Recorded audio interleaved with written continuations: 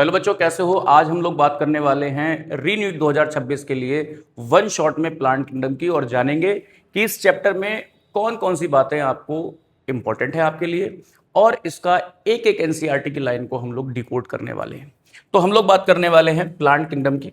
बच्चों, सबसे पहले आपको एक बात समझनी चाहिए। सबसे पहले आपको यह बात समझनी चाहिए कि जो आर.एच. विटेकर थे, आर.एच.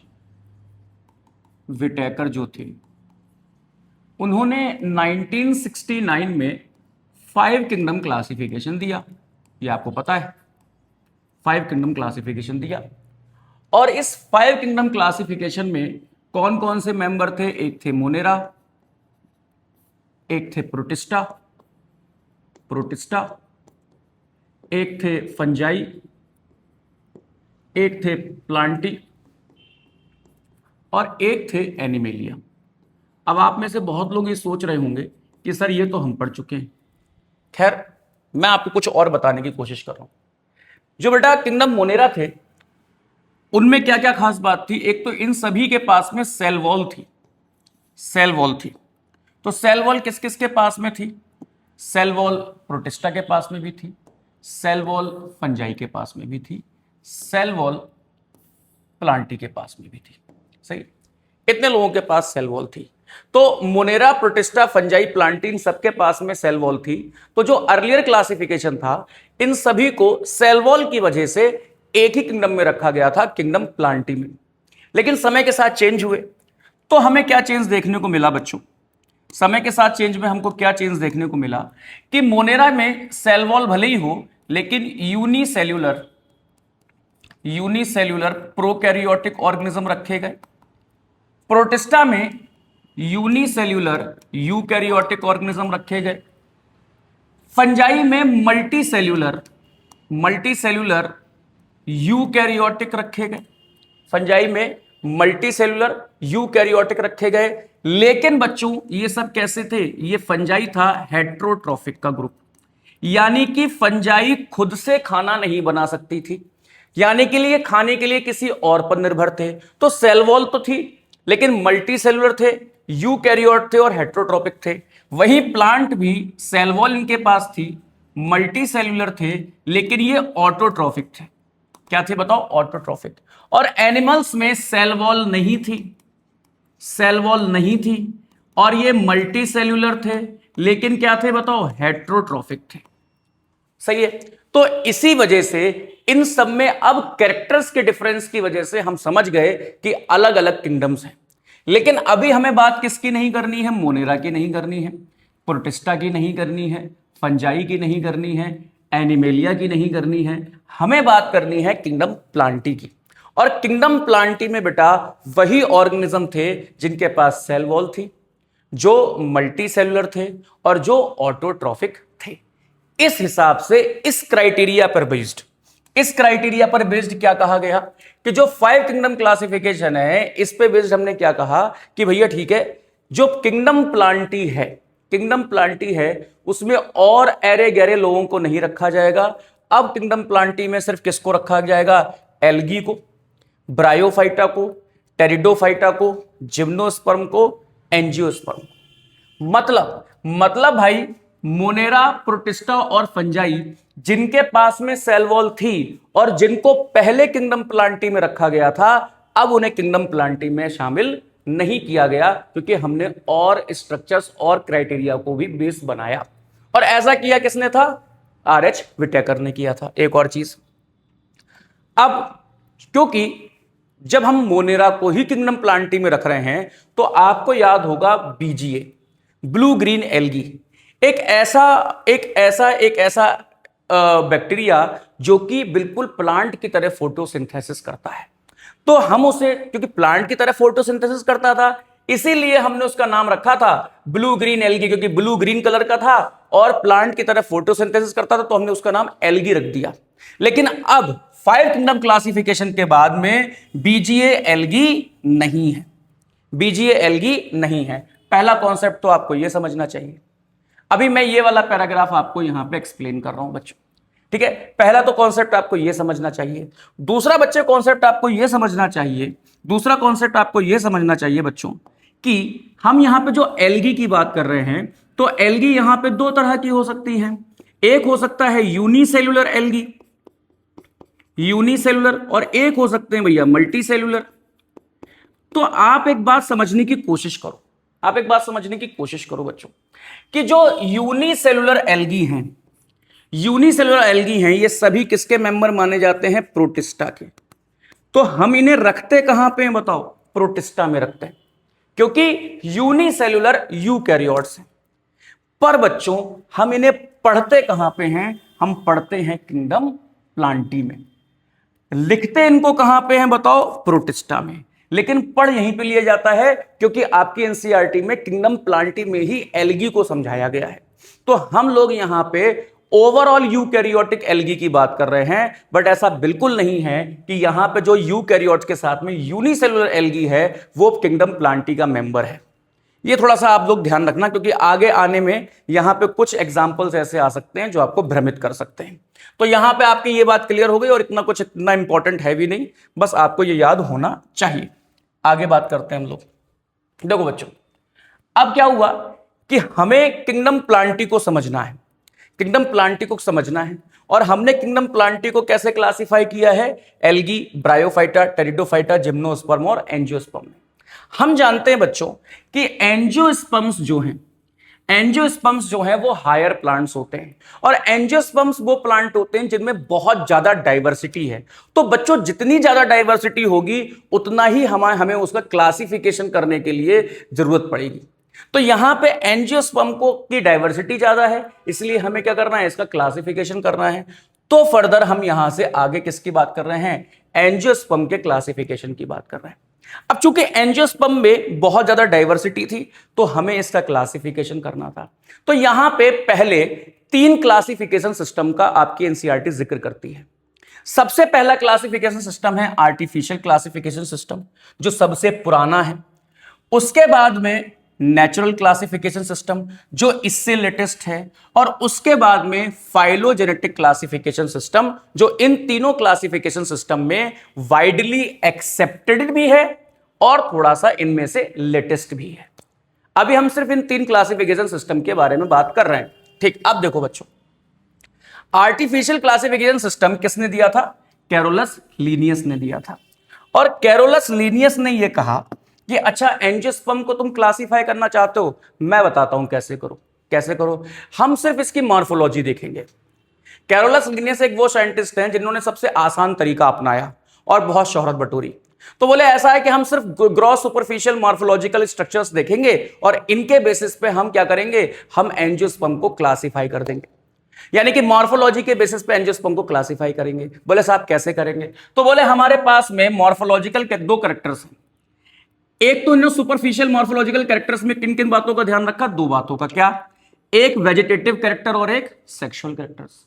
वेजिटेटिव कैरेक्टर्स में इन्होंने बात की कि भैया हैबिट कैसी है, हैप्लॉइड है, डिप्लॉइड है, क्या है क्या नहीं है, ठीक है ना, फोटोसिंथेटिक है, नॉन फोटोसिंथेटिक है।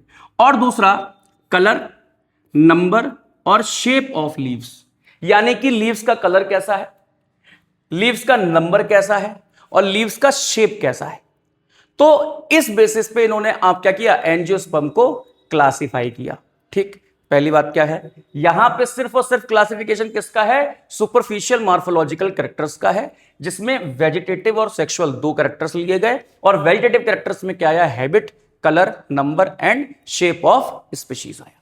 सही बात है, बहुत सही बात है। अब सेक्सुअल कैरेक्टर्स में इन्होंने किसको ध्यान में रखा? सेक्सुअल कैरेक्टर्स में इन्होंने सिर्फ और सिर्फ ध्यान में रखा एंड्रोशियम के स्ट्रक्चर को।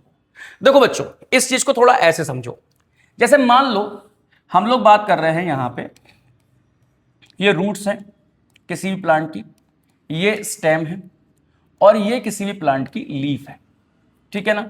तो ये वाला जो रूट, स्टेम और लीफ है, इसे कहते हैं वेजिटेटिव स्ट्रक्चर। क्या कहते हैं बच्चों? वेजिटेटिव स्ट्रक्चर कहते हैं। साथ ही साथ क्या प्लांट में सिर्फ यही चीजें इंपॉर्टेंट होती है? नहीं भाई, प्लांट के पास में फ्लावर भी होता है। प्लांट के पास में क्या होता है? फ्लावर भी होता है।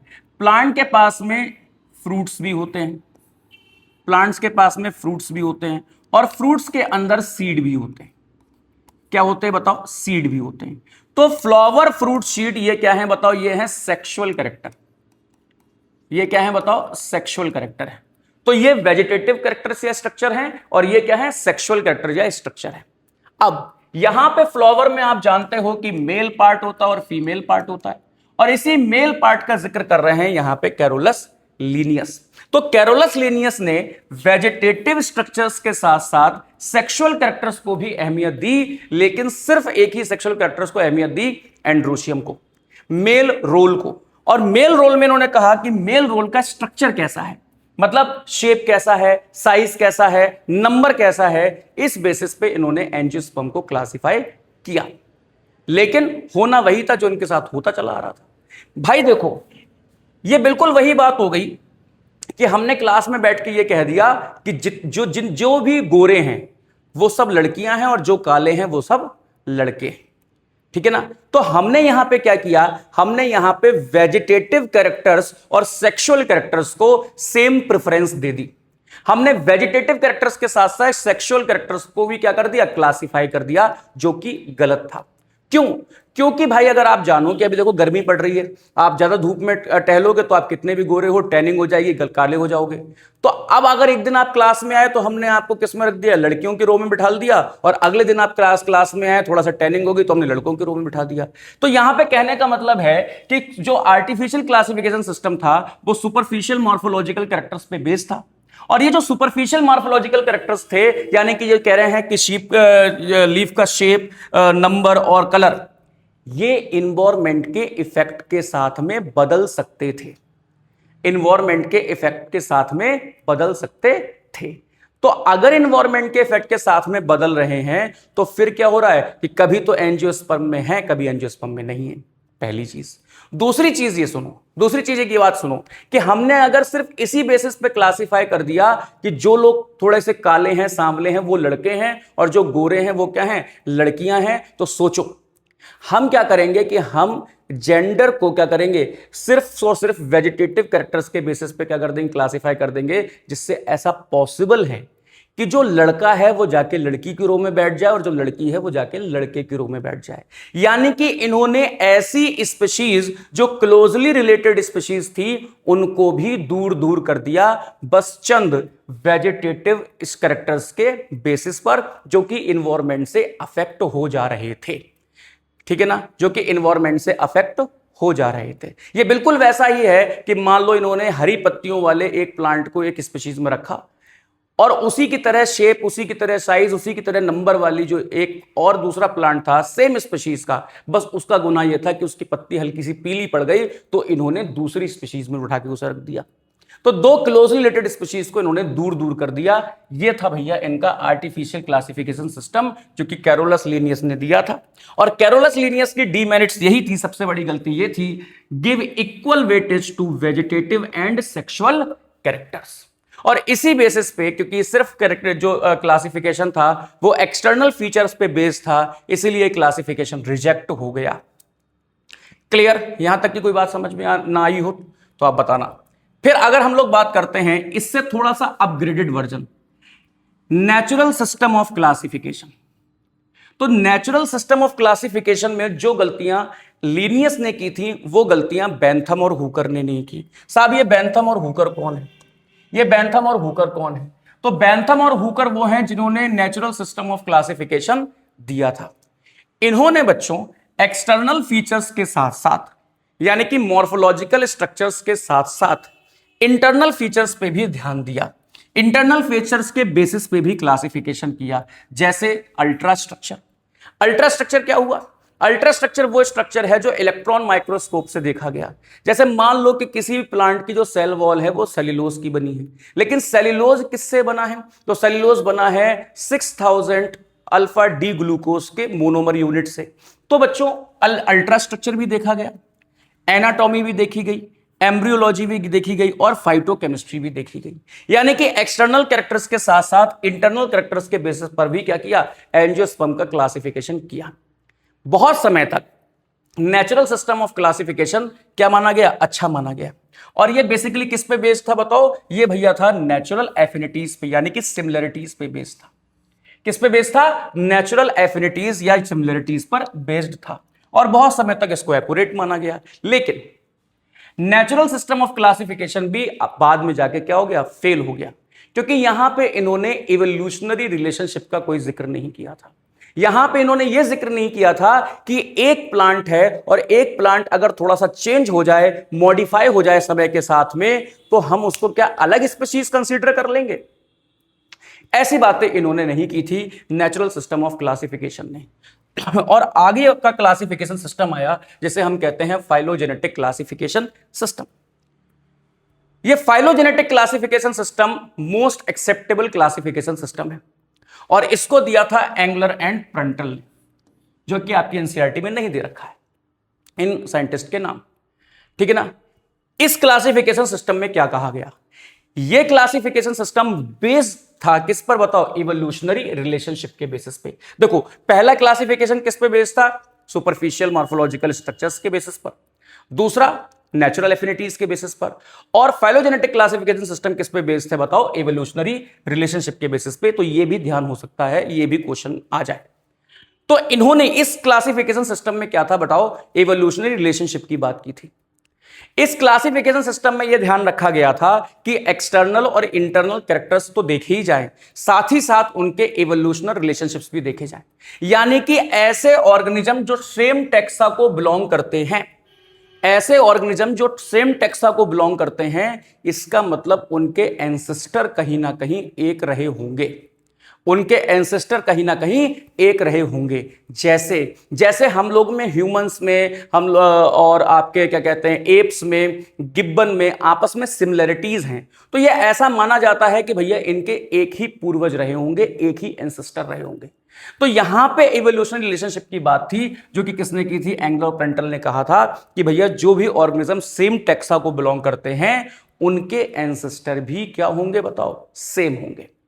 ठीक, अब सुनो, we use many sources to help the resolve difficulties in classification but when no supportive fossil evidence, तो हम क्या करें। देखो बच्चों, ये जो फाइलोजेनेटिक क्लासिफिकेशन सिस्टम है, ये तभी काम कर सकता था जब दो को हम लोग आपस में कंपेयर करें, तो ही इस क्लासिफिकेशन सिस्टम से हम किसी नतीजे पे पहुंच सकते थे। या एक हमको मिले और एक का फॉसिल मिले, ठीक है, तो आपस में इन्हें कंपेयर कर ले।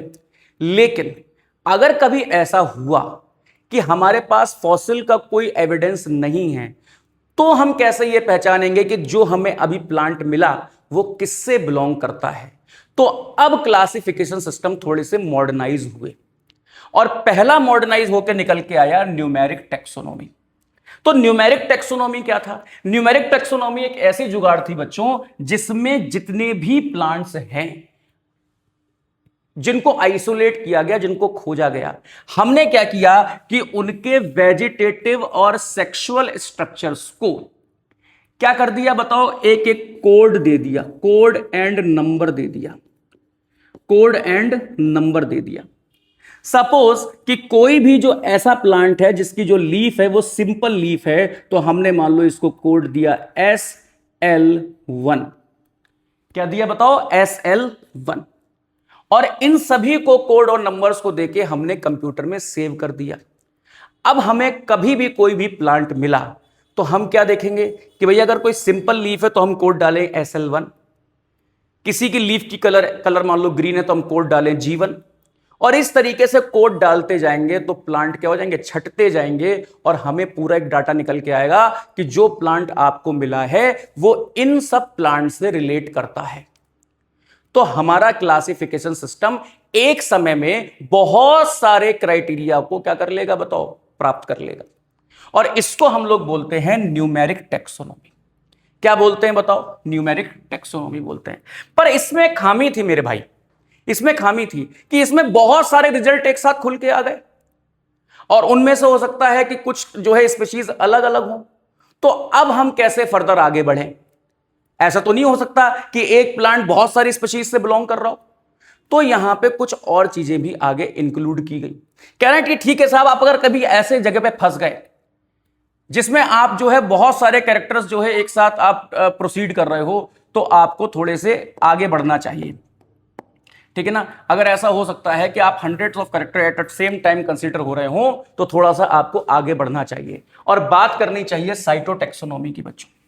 और साइटोटैक्सोनॉमी में किसकी बात की गई? साइटोटैक्सोनॉमी में बात की गई क्रोमोसोमल नंबर की, स्ट्रक्चर की और बिहेवियर की। यानी कि क्रोमोसोम का नंबर कैसा है, कितना है, स्ट्रक्चर कैसा है, और क्रोमोसोम का बिहेवियर यानी कि सेल डिवीजन का पैटर्न बिहेवियर किस तरीके का है। ठीक है ना। तो उस बेसिस पे भी आप क्या कर सकते हो, क्लासिफिकेशन कर सकते हो। कह रहे हैं साहब अगर इससे ही बात ना बने तो आप किसको क्लासिफिकेशन में के रूप में यूज कर सकते हो, कीमोटैक्सोनॉमी को। और कीमोटैक्सोनॉमी का मतलब होता है कि जो आपने प्लांट लिया है उसका केमिकल कॉन्स्टिट्यूएंट्स क्या है। केमिकल कॉन्स्टिट्यूएंट्स क्या है? देखो कुछ तो जर्नल केमिकल्स होते हैं, डीएनए, आरएनए, प्रोटीन, लेकिन कुछ प्लांट में कुछ सेकेंडरी मेटाबोलाइट्स होते हैं, रेजिन्स, गम। तो जो केमिकल कॉन्स्टिट्यूएंट है उसके बेसिस पे भी प्लांट को क्लासिफाई किया जा सकता है बच्चों।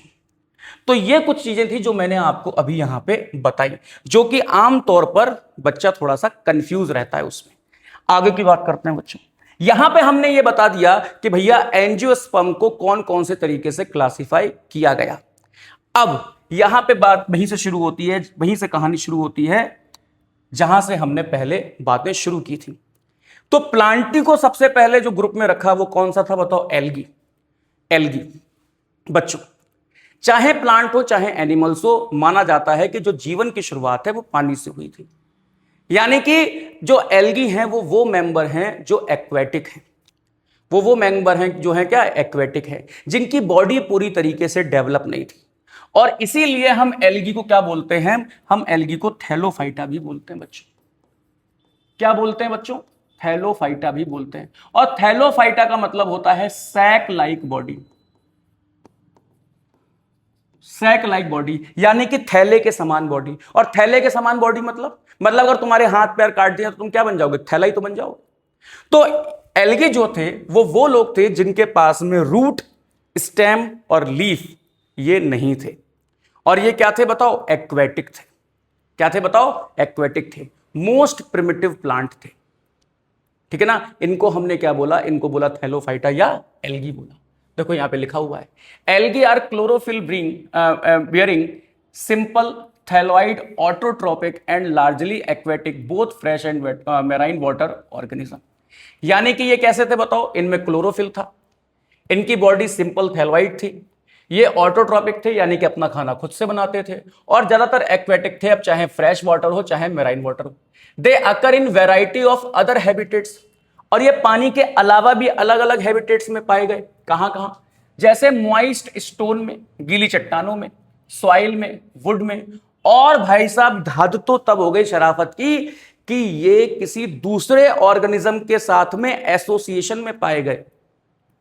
किसी दूसरे ऑर्गेनिज्म के साथ में एसोसिएशन में पाए गए। मेरे भाई ये सब कुछ छोड़ देना, बस अब यहां से इंपॉर्टेंट देखना कि ये जो एसोसिएशन था, एक एसोसिएशन तो इनका मशहूर है फंगस के साथ में, जिन्हें तुम लाइकेन के नाम से जानते हो, हमने लास्ट वीडियो में बात की है उसकी। यानी कि फंगस प्लस एल्गी बराबर क्या? लाइकेन। तो एल्गी यहां किससे जुड़ा हुआ है? फंगस के साथ जुड़ा हुआ है। फंगस के ऊपर रह रहा है एल्गी, तो ये क्या हो गया? लाइकेन हो गया। और एक एल्गी पाया जाता है एक जानवर के ऊपर, उसके फर पे, और इसको, इस जानवर को बोलते हैं स्लॉथ बियर। क्या बोलते हैं? स्लॉथ बियर बोलते हैं। बच्चों इस जानवर का जो फर होता है उसमें बहुत घने बाल होते हैं, बहुत घने बाल, और जितने ज्यादा घने बाल होंगे उतने ही ज्यादा वो मॉइस्चर को अपने ऊपर बहुत देर तक अटेन रखेंगे। अब यहां पे क्या है बच्चों, और ये जानवर थोड़ा सा सुस्त होता है। अब देखो दोनों ही इसके पास में अच्छी और बुरी बातें। अगर ये जानवर बहुत सुस्त है तो मान लो इसके ऊपर किसी ने अटैक किया तो ये भाग नहीं पाएगा, मर जाएगा, पहली बात। दूसरी चीज, इसके बाल ज्यादा समय तक गीले रहते हैं। तो क्या हुआ कि इसके ऊपर ग्रीन फंगस आके लग जाती है, ओ सॉरी एल्गी। ग्रीन एल्गी को क्या चाहिए? अच्छे अमाउंट में वाटर चाहिए जो इसके बालों में है। और इसे क्या चाहिए? इसको कॉम्बो फ्लैज चाहिए, यानी कि इसके ऊपर एक पूरी इसका जो फर है वो पूरी तरीके से ग्रीन हो जाए, तो जब ये पेड़ पे बैठा हो तो किसी को लगे कि यार पेड़ ही का पार्ट है, इसे कोई पहचान ना पाए, कॉम्बो फ्लैज कर सके, सिक्योर रहे। तो यहां पे भी एक एसोसिएशन बनती है किसकी? एल्गी की और स्लॉथ बियर की। उम्मीद है आपको बातें समझ में आई होंगी। उसके बाद कह रहे हैं कि जो एल्गी की जो हैबिट है उसमें बहुत वैरायटी है मेरे भाई, उसमें बहुत वैरायटी है। जैसे जैसे जो एल्गी है वो कॉलोनियल भी हो सकती है। और कॉलोनियल को कैसे याद करेंगे? OL OL. कॉलोनियल का एग्जांपल क्या है बताओ? वॉल्वॉक्स। फिर कह रहे हैं कि एल्गी फिलामेंटस भी हो सकती है। भाई कभी यूएस जाना, या पिक्चरों में यूएस मिलता है आपको देखने को, तो यूएस में बड़ी बड़ी इस तरीके से बिल्डिंग्स होती हैं, ऐसे बहुत सारी बिल्डिंग्स होती हैं। तो यूएस में बिल्डिंग होती है, यूएस में बिल्डिंग्स होती हैं, तो यूलोथ्रिक्स और स्पाइरोगैरा ये कैसी है? फिलामेंटस एल्गी है। और अगर आपको और अच्छे से याद करना है तो जितनी भी ब्राउन एल्गी हो, जितनी भी रेड एल्गी हैं, वो सब कैसी होती हैं? फिलामेंटस होती हैं। लेकिन आपके में यूलोथ्रिक्स और स्पाइरोगैरा यहां पे एग्जांपल दे रखा है। फिर एक है मैसिव प्लांट बॉडी, यानी कि बहुत बड़ी लंबी चौड़ी प्लांट बॉडी है, और कितनी है बताओ? 100 मीटर तक है। इसे हम लोग कहते हैं कैल्प्स, और ये ब्राउन एल्गी है, ठीक है ना, कैल्प्स। फिर हम कह रहे हैं कि कुछ एल्गी यूनिसेलुलर भी हैं। देखो यहां पे जो मैंने पहले आपको बात की, जैसे क्लेमाइडोमोनास एंड क्लोरेला। तो बेसिकली क्लेमाइडोमोनास और क्लोरेला को हम लिखेंगे कहां पे? प्रोटिस्टा में। पढ़ यहां रहा है बेटा, ठीक है ना, क्योंकि भाई यूकैरियोट है, यूनिसेलुलर है, तो किसका मेंबर है बताओ? प्रोटिस्टा का मेंबर है। और ये पिछले चैप्टर में हम आपको बता भी चुके हैं। अब देखो, अब यहां बात करते हैं भैया एल्गी के रिप्रोडक्शन की। बड़े ध्यान से सुनना, बड़े ध्यान से सुनना। एल्गी का रिप्रोडक्शन कंपेयर करने की कोशिश करो फंजाई से, है ना। फंजाई में भी वेजिटेटिव, एसेक्सुअल और सेक्सुअल तीनों तरह का रिप्रोडक्शन था। वेजिटेटिव, एसेक्सुअल स्पोर और सेक्सुअल, यहां पे भी तीनों तरह का रिप्रोडक्शन है। फंजाई में जो वेजिटेटिव रिप्रोडक्शन का जो मेन तरीका था वो था फ्रेगमेंटेशन। सेम यहां पे भी क्या है बताओ? फ्रेगमेंटेशन है। हालांकि फंजाई में ईस्ट के केस में बडिंग होती थी, याद रखना बच्चों से। अब हम बात करते हैं एसेक्सुअल स्पोर की। फंजाई में भी एसेक्सुअल स्पोर थे, ठीक है। यहां पे क्या है बताओ? यहां पे फंजाई में तीनों तरह के एसेक्सुअल स्पोर थे, तीनों तरह के एसेक्सुअल स्पोर थे। लेकिन यहां पे जो स्पोर हैं वो ज्यादातर कैसे हैं बताओ? जू स्पोर हैं। यानी कि फंजाई में मोटाइल, नॉन मोटाइल दोनों तरह के स्पोर थे, लेकिन यहां पे ज्यादातर स्पोर कैसे हैं बताओ? मोटाइल स्पोर्स हैं, यानी कि जू स्पोर्स हैं। तो जब भी यहां पे हम एसेक्सुअल स्पोर्स की बात कर रहे हैं तो हम किसकी बात कर रहे हैं? जू स्पोर्स की बात कर रहे हैं, जो कि यहां में देखने को मिलता है हमें ग्रीन एल्गी और ब्राउन एल्गी में देखने को मिलते हैं, ठीक है।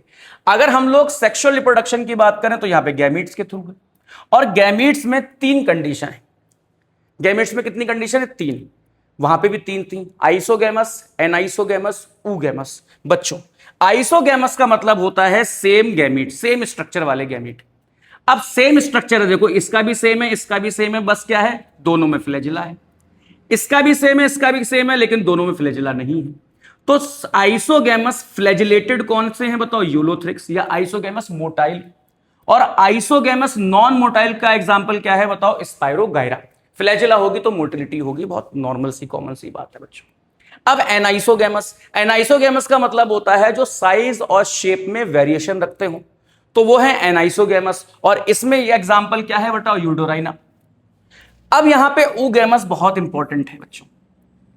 ऊगैमस में कंडीशन है, कह रहे हैं कि जो छोटा गैमीट है, छोटा मोटाइल गैमीट है वो तो मेल है, और बड़ा नॉन मोटाइल गैमीट है वो फ्लैजिला है। This is oogamous type of gamete. और इसके एग्जाम्पल होता है Volvox and Fucus, Volvox and Fucus. लेकिन बच्चों रेड एल्गी के केस में एक कंडीशन तो यहां सेटिस्फाई हो रही है कि छोटा वाला मेल है और बड़ा वाला फीमेल है, लेकिन यहां पे कोई भी गैमीट रेड एल्गी में, चाहे एसेक्सुअल हो चाहे सेक्सुअल हो, कोई भी गैमीट के पास फ्लैजिला नहीं है, मोटाइल नहीं है। इसको ध्यान से सुनना, समझना और सीखना कि यहां पे रेड एल्गी के केस में फ्लैजिला नहीं होती है, ठीक ना, स्पोर्स में होती है ना गैमीट में होती है। आगे बढ़ो बच्चों। अब देखो हम यहां पे इकोनॉमिक इंपॉर्टेंस की बातें करने लग रहे हैं, ठीक। तो एल्गी हमारे लिए क्यों जरूरी है? एल्गी में क्या इतना इंपॉर्टेंट है? अब एक बात समझने की कोशिश करो कि फोटोसिंथेसिस जो प्लांट करते हैं वो अपना प्लांट खाना तो बना रहे हैं हमारे लिए, वो हम खाना यूज कर रहे हैं तो वो प्रोड्यूसर भी हैं, लेकिन साथ ही साथ एक और काम भी कर रहे हैं। वो उस खाना बनाने के लिए एक हार्मफुल गैस जो हमारे लिए हार्मफुल है उसका इस्तेमाल कर रहे हैं, यानी कि एटमॉस्फेयर में उस गैस का जो स्तर है उसको गिरा रहे हैं। और बच्चों जो हमारे लिए बेनिफिशियल गैस है O2 वो प्रोडक्ट के फॉर्म में बना रहे हैं। तो एक हार्मफुल गैस गिरा रहे हैं और एक प्रोडक्ट के फॉर्म में गैस बना रहे हैं। तो बच्चों एल्गी भी ये कर रहे हैं। ठीक है, लगभग मैं बात करूं आपको 50% जो CO2 है हमारे अर्थ पे वो फिक्स होती है किसके थ्रू? एल्गी के थ्रू। ठीक है, और जाहिर सी बात है कि जब 50% CO2 फिक्स है तो लगभग 50% ही O2 का प्रोडक्शन किसके थ्रू हो रहा है? एल्गी के थ्रू हो रहा है। बच्चों चूंकि ये खुद से खाना बना रहे हैं इसलिए प्राइमरी प्रोड्यूसर्स हैं और हम इसको बहुत सारी एल्गी को हम फूड की तरीके से यूज करते हैं, खाते हैं इन एल्गी को, बहुत सारी एल्गी को।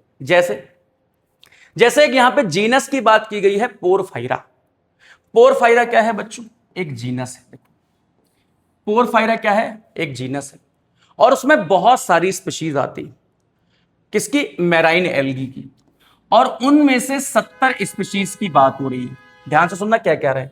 उनमें से 70 स्पीशीज की बात हो रही है बच्चों, उनमें से 70 स्पीशीज की बात हो रही है। और 70 स्पीशीज में से 2 एग्जाम्पल आपको दे रखे हैं, लेमिनेरिया और सारगेसम। तो लेमिनेरिया और सारगेसम कौन है, किस में आते हैं? पोरफायरा में आते हैं। और ये 70 स्पीशीज में से 2 हैं किसकी? पोरफायरा की, जो कि मैराइन एल्गी है, जिसको हम फूड सप्लीमेंट की तरह या एज अ फूड यूज करते हैं। उम्मीद है बात बिल्कुल समझ में आई होगी आपको। फिर क्या कह रहे हैं, आगे सुनो। आगे ये कह रहे हैं कि एक चीज होती है एल्जिन, एक सब्सटेंस होता है एल्जिन और एक सब्सटेंस होता है कैरागीन। एल्जिन जो सब्सटेंस है वो ब्राउन एल्गी से मिलता है और कैरागीन जो सब्सटेंस है वो रेड एल्गी से मिलता है। और ये सब्सटेंस क्या काम करते हैं? ये वाटर के होल्ड करने की कैपेसिटी को बढ़ा देते हैं, यानी कि ये हाइड्रोकोलाइट्स होते हैं। ठीक है ना, हाइड्रोकोलाइट्स होते हैं। इन्हें हम कॉमर्शियली यूज करते हैं वाटर होल्डिंग सब्सटेंस की तरह। तो एल्जिन जो है वो हमें मिलता है ब्राउन एल्गी से और कैरागीन हमें कहां से मिलता है? रेड एल्गी से। यहां पे बेटा कंफ्यूज मत हो जाना, ये अलग अलग बातें हैं बच्चे। फिर बच्चों मैं क्या कह रहा हूं, कह रहे हैं एक चीज होती है अगार। एक क्या सब्सटेंस होता है? अगार, जो कि हमें मिलता है जेलिडियम और ग्रेसिलेरिया से। जेलिडियम और ग्रेसिलेरिया दोनों क्या है बताओ? रेड एल्गी है। और ये जो सब्सटेंस है ये किसमें हम यूज करते हैं? ये हम यूज करते हैं आइसक्रीम को बनाने में और जेली को बनाने में।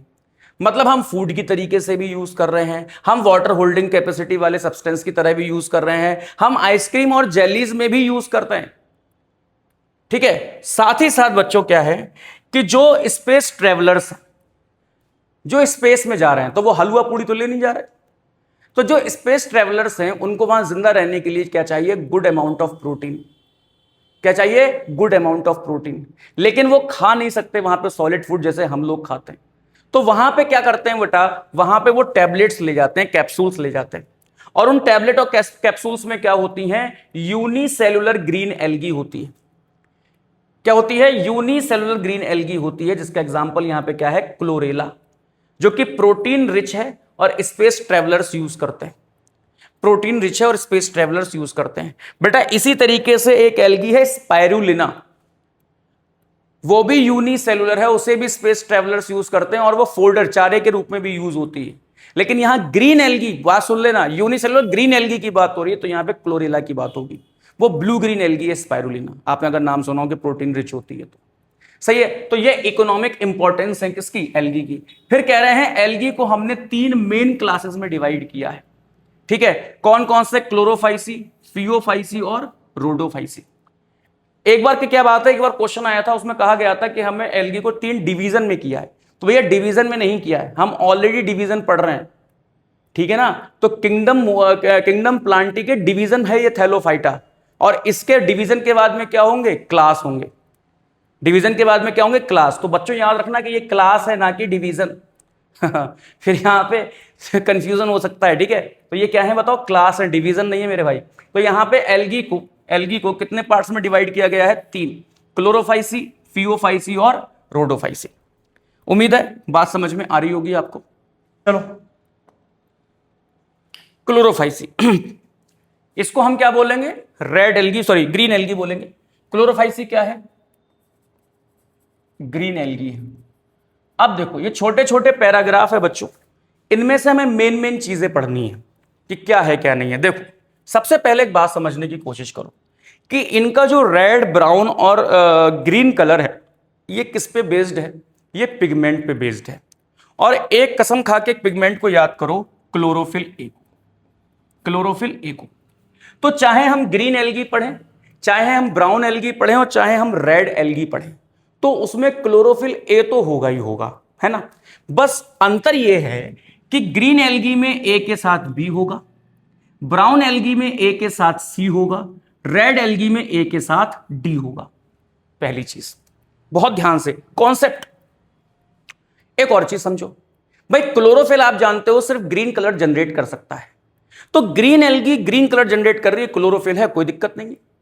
लेकिन ब्राउन एल्गी का कलर अलग है, रेड एल्गी का कलर रेड है, अलग है, तो उसको ग्रीन एल्गी तो ग्रीन पिगमेंट तो चाहिए, लेकिन इसके साथ साथ कुछ और भी पिगमेंट चाहिए जो ग्रीन से हटके इसे ब्राउन रंग दे पाए या ग्रीन से हटके इसे रेड रंग दे पाए। तो बच्चों याद रखना कि जो ग्रीन एल्गी है उसके पास as a pigment chlorophyll A भी होता है, लेकिन ब्राउन और रेड एल्गी में chlorophyll A C A D के अलावा कुछ सपोर्टिंग पिगमेंट्स भी होते हैं, या यूं कहो कि ये ज्यादा डोमिनेटिंग होते हैं क्योंकि यही कलर डिसाइड करते हैं। तो ये कॉन्सेप्ट हो गया आपके पिगमेंट्स का। फिलहाल हम यहां पे बात करते हैं, हम कह रहे हैं कि ग्रीन एल्गी के पास में क्लोरोफिल ए और बी है पिगमेंट। ग्रीन एल्गी का अगर हम लोग बात करते हैं क्या हैबिट की, तो देखो ये कैसी हो सकती है, यूनिसेलुलर हो सकती है जैसे क्लेमाइडोमोनास, ठीक। फिलामेंटस हो सकती है जैसे हमने यूएस पढ़ा था, यूलोथ्रिक्स और स्पाइरोगैरा, और कॉलोनियल हो सकती है जैसे वॉल्वॉक्स एंड यूडोराइना। ठीक है बच्चों, तो वहां पे जितने आपने याद किए थे यहां पे करो ना करो उतनी ही बात है, कोई दिक्कत नहीं।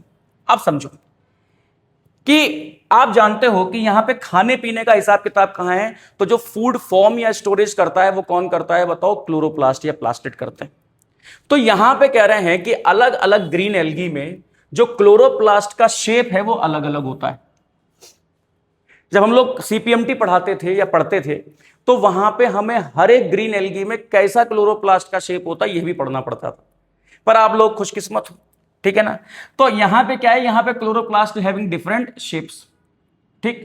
क्लोरोप्लास्ट भी क्या है, ही क्या है बताओ? एक फूड स्टोरेजिंग बॉडी है, ठीक है। अब यहां पे मैं तुमसे क्या कह रहा हूं कि यहां पे क्लोरोप्लास्ट में एक स्ट्रक्चर बना जिसे कहते हैं पायरेनोइड, जो कि कहां मौजूद है बताओ? क्लोरोप्लास्ट में मौजूद है।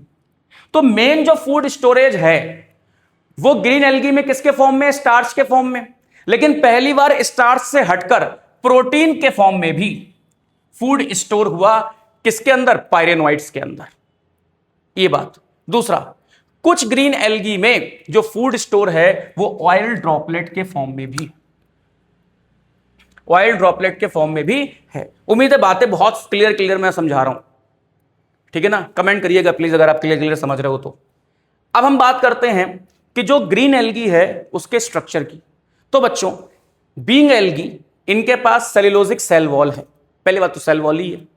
फिर इनकी सेल वॉल कैसी है? सेल्यूलोजिक। अब देखो जैसे ही मेरा हाथ है तो इसकी एक ये सरफेस है और एक ये सरफेस है, ये इनर सरफेस है और ये आउटर सरफेस है। अब सुनो कॉन्सेप्ट कि कोई भी एल्गी हो उसकी जो इनर सरफेस है वो सब में सेल्यूलोज की ही बनी हुई है, सेल्यूलोजिक ही है। लेकिन अलग अलग एल्गी में जो आउटर सरफेस है वो अलग अलग उसमें मिनरल्स का डिपोजिशन है, अलग अलग सब्सटेंस का डिपोजिशन है। तो इसी तरीके से जो ग्रीन एल्गी है उसकी इनर वॉल कैसी है बताओ? सेल्यूलोजिक। लेकिन बाहर किसका डिपोजिशन है? पेक्टोज का डिपोजिशन है। तो ये कैसी है? पेक्टिन की बनी। देखो पेक्टोज का डिपोजिशन, ठीक है ना। तो ये है एक बात हो गई, ठीक। अब अगर हम लोग इसके रिप्रोडक्शन की बात करें तो वेजिटेटिव रिप्रोडक्शन किसके थ्रू है बताओ? फ्रेगमेंटेशन के थ्रू है। एसेक्सुअल रिप्रोडक्शन में स्पोर्स होते हैं और स्पोर्स कैसे हैं? फ्लैजिलेटेड, तो वो जूस्पोर प्रोडक्शन के थ्रू है। अच्छा जूस्पोर बने किसके अंदर? जैसे ये मान लो ये जूस्पोर है, ये जूस्पोर्स बन गए बेटा, ये है जूस्पोर्स, फ्लैजिलेटेड स्पोर्स। तो जो ये जिसके अंदर बने इसे कहते हैं जूस्पोरेंजिया। क्या कहते हैं बच्चों? जूस्पोरेंजिया कहते हैं। तो जूस्पोर का प्रोडक्शन हुआ किसके अंदर? जूस्पोरेंजिया के अंदर हुआ। एक बात तो ये। फिर सेक्सुअल रिप्रोडक्शन, तो सेक्सुअल रिप्रोडक्शन में देखो क्या है, अलग अलग तरह का वेरिएशन है। कैसे? आइसोगैमस भी हैं, एनाइसोगैमस भी हैं और कुछ में ऊगैमस भी है। फिर मैं कह रहा हूं कि इसके एग्जाम्पल क्या क्या हो सकते हैं ग्रीन एल्गी के? Chlamydomonas, Volvox, Ulothrix, Spirogyra Chara. ठीक है, अब यहां पे ये दो डायग्राम दे रखे हैं आपके एनसीईआरटी में। हो सकता है कि पेपर में आ जाए कि भैया इनको पहचानो ये कौन है, ये ग्रीन एल्गी है, ब्राउन एल्गी है या रेड एल्गी है, और अगर ये ग्रीन ब्राउन रेड है तो कौन सी है, कौन से हैं। तो यहां पे देखो बच्चों, इस वाले डायग्राम को देखो, ये यहां पे एक, ये देखो एक इस तरीके से डॉट है, एक इस तरीके से डॉट है, एक तरीके से डॉट है, जिसको हम कह रहे हैं डॉटर कॉलोनीज। इन तीनों डॉटर कॉलोनीज को आपस में मिला दो तो देखो वी बन गया, यानी कि ये है वॉल्वॉक्स। क्या है बताओ, वॉल्वॉक्स। ये देखो कुछ ऐसा, इसमें तुम बस इतना कर लो कि इसे ऐसे करके कर्व दे दो तो देखो ये क्या बन गया, यू बन गया। क्या बन गया बताओ, ये है यूलोथ्रिक्स, यूलोथ्रिक्स। और वॉल्वॉक्स और यूलोथ्रिक्स क्या है बताओ, ग्रीन एल्गी। पहचान गए तुम, मुबारक हो। आगे देखो, अब हम लोग बात करते हैं फियोफाइसी यानी कि ब्राउन एल्गी की। ब्राउन, अब देखो मेरे भाई समझो, मैंने तुमसे क्या कहा कि ये अब ये ब्राउन कलर की है तो रेड कलर से तो हट गई। तो मैं कह रहा हूं कि यहां पे जो पिगमेंट है वो क्लोरोफिल एसी हो गया, वहां ए भी था यहां एसी हो गया। लेकिन इनका कलर वेरी करता है। इनका कलर रेंज क्या है, ये ऑलिव ग्रीन से लेकर ब्राउन के अलग अलग शेड को कैरी करती हैं। ऑलिव ग्रीन से लेकर ब्राउन के अलग अलग शेड को कैरी करती हैं। लेकिन क्लोरोफिल एसी तो तुम्हें ग्रीन ही कलर देगा। तो डिपेंडेंसी किस पे है, तो डिपेंडेंसी है बेटा कैरोटेनॉइड्स और ज़ैंथोफिल पे, फ्यूकोजेंथिन पे, सॉरी। कैरोटेनॉइड्स क्या होता है, कैरोटीन प्लस ज़ैंथोफिल, और ज़ैंथोफिल का एक टाइप है जिसको बोलते हैं फ्यूकोजेंथिन। तो फ्यूकोजेंथिन या ज़ैंथोफिल के अमाउंट पे डिपेंड करता है कि इनका शेड क्या होगा। तो पिगमेंट हुआ chlorophyll AC, carotenoids and fucoxanthin. सही है ना। अच्छा जी, उसके बाद ये कहां रहते हैं, तो ये ज्यादातर मैराइन होते हैं। ज्यादातर कैसे होते हैं, मैराइन होते हैं, यानी कि ओशन में, सी वाटर में पाए जाते हैं। आगे बढ़ो बच्चों, इनके साइज में बहुत वेरिएशन है। इनके साइज में वेरिएशन है बेटा, कुछ तो बहुत सिंपल होते हैं, सिंपल फिलामेंटस ब्रांच, जैसे एक्टोकार्पस। कहते नहीं भाई इक्टो सी चीज बहुत सिंपल है, तो कुछ तो बड़े सिंपल होते हैं, फिलामेंटस होते हैं, ब्रांच होते हैं, जैसे एक्टोकार्पस। और कुछ बहुत भयावह होते हैं, बहुत मैसिव होते हैं, 100 मीटर हाइट अचीव कर लेते हैं, जैसे कैल्प्स। और प्रोफ्यूजली ब्रांच होते हैं, यानी खतरनाक तरीके से ब्रांच्ड होते हैं, ठीक है ना, जैसे कैल्प्स। तो साइज वेरिएशन देख रहे हो भाई साहब, बहुत सिंपल ब्रांच से लेकर बहुत हैवी और बहुत ज्यादा घनी तरीके से ब्रांच। ठीक है, तो ये क्या है बताओ, कैल्प्स। अब सुन, इनमें जो बेटा फूड स्टोरेज है वो किसके फॉर्म में बताओ, लेमिनेरियन स्टार्च और मैनिटोल के फॉर्म पे। और लेमिनेरियन स्टार्च और मैनिटोल क्या है बताओ, कॉम्प्लेक्स कार्बोहाइड्रेट है। क्या है बताओ, कॉम्प्लेक्स। जो इनका स्ट्रक्चर है वो क्या है बताओ, बहुत ब्रांच्ड है, कॉम्प्लेक्स। तो लेमिनेरियन स्टार्च एंड मैनिटोल ये इनका फूड स्टोरेज है, इस फॉर्म में, रिजर्व फूड मटेरियल इस फॉर्म में स्टोर रहता है। फिर बच्चों मैंने कहा था कि अगर हम लोग बात करें तो जो इनर सेल वॉल है, inner layer of cell wall है, वो हमेशा सेल्यूलोजिक होगी, लेकिन आउटर लेयर बदलती रहेगी। तो ब्राउन एल्गी की आउटर लेयर सेल वॉल की होती है एल्जिन से बनी हुई। और एल्जिन क्या है बेटा, एक हाइड्रोकोलाइड है, वाटर होल्डिंग सब्सटेंस की तरह यूज होता है, मैंने ये पढ़ाया है। तो यहां पे जो सेल वॉल बनी है वो एल्जिन एंड सेल्यूलोज की बनी है। सही है ना, कोई दिक्कत तो नहीं है। अब देखो हम लोग रिप्रोडक्शन की बात कर रहे हैं, फिर से वही कहानी। रिप्रोडक्शन यहां पे वेजिटेटिव और फ्रेगमेंटेशन में होगा। अब मैं यहां पे तुम्हें एक बात और बताता हूं, ध्यान से सुनो बच्चों। हमें पहले ग्रीन एल्गी तक पहुंचने दो। हम आपसे कह रहे हैं कि यहां पे दो बातें हो सकती हैं। देखो देखो, हम कह रहे हैं आपसे कि हम एसेक्सुअल स्पोर बनाएंगे, यानी कि हम जू स्पोर बनाएंगे। ठीक, आपने कहा बनाओ साहब। और मैंने कहा कि एक आपको पता है कि हम जो है फ्लैजिलेटेड आइसोगैमस गैमीट भी बनाएंगे। तुमने कहा भैया वो भी बनाऊं, आइसोगैमस मोटाइल। अब यहां पे क्या है, यहां पे स्पोर बना मोटाइल, यहां पे गैमीट बना मोटाइल। ठीक, यहां पे जो स्पोर बना वो पियर शेप बना, नाशपाती के आकार का बना, ऐसा। ठीक, ऐसा। और इसमें क्या है बताओ, फ्लैजिला। तो कह रहे हैं साहब इसमें अगर फ्लैजिला है तो दो शर्तें हैं। क्या, एक तो ये फ्लैजिला ऊपर एपेक्स पे होंगी, टिप पर होंगी, ऐसे इसको देख लो, फ्लैजिला टिप पर होंगे। और कह रहे हैं इसका नंबर 2 से लेकर 2 से लेकर 8 हो सकता है, 2 से लेकर कितना हो सकता है 8, लेकिन इनका सबका साइज इक्वल रहेगा। तो flagella should be apical, equal and number 2 to 8। Clear? अब इधर आ जाओ मेरे भाई, हम कह रहे हैं फियोफाइसी में, तो फियोफाइसी में भी जूस्पोर है, इसमें भी फ्लैजिला है, इसमें भी आइसोगेमस मोटाइल गैमीट है, लेकिन यहां शर्त है, यहां शर्त यह है कि भैया पियर शेप यानी कि पायरी फॉर्म में तो होंगे, लेकिन इनके पास फ्लैजिला कितनी होंगी? 2।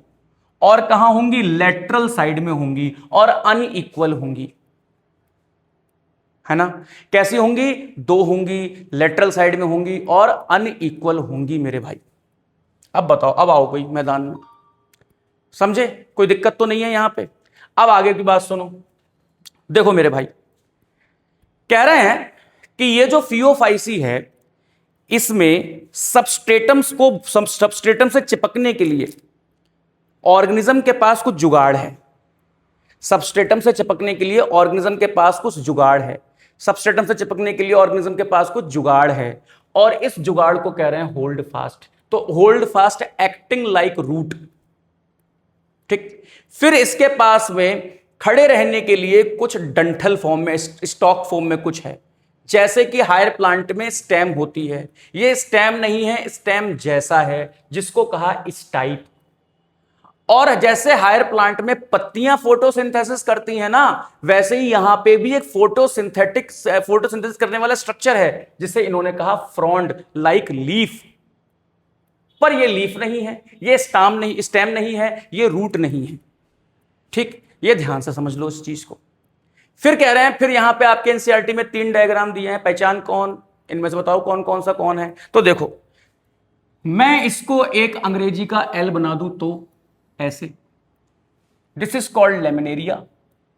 अगर मैं इसे उल्टा एफ बना दूं तो दिस इज कॉल्ड फ्यूकस, और इसे अगर मैं डी बना दूं तो this is called Dictyota. Clear? Dictyota, laminaria, Fucus, और एक्टोकार्पस, और यहां पे सारगैसम। फियोफाइसी की टेंशन खत्म होती हुई। अच्छा, रोडोफाइसी। अब रोडोफाइसी क्या है मेरे भाई? रेड एल्गी है। रोडोफाइसी क्या है? Red algae.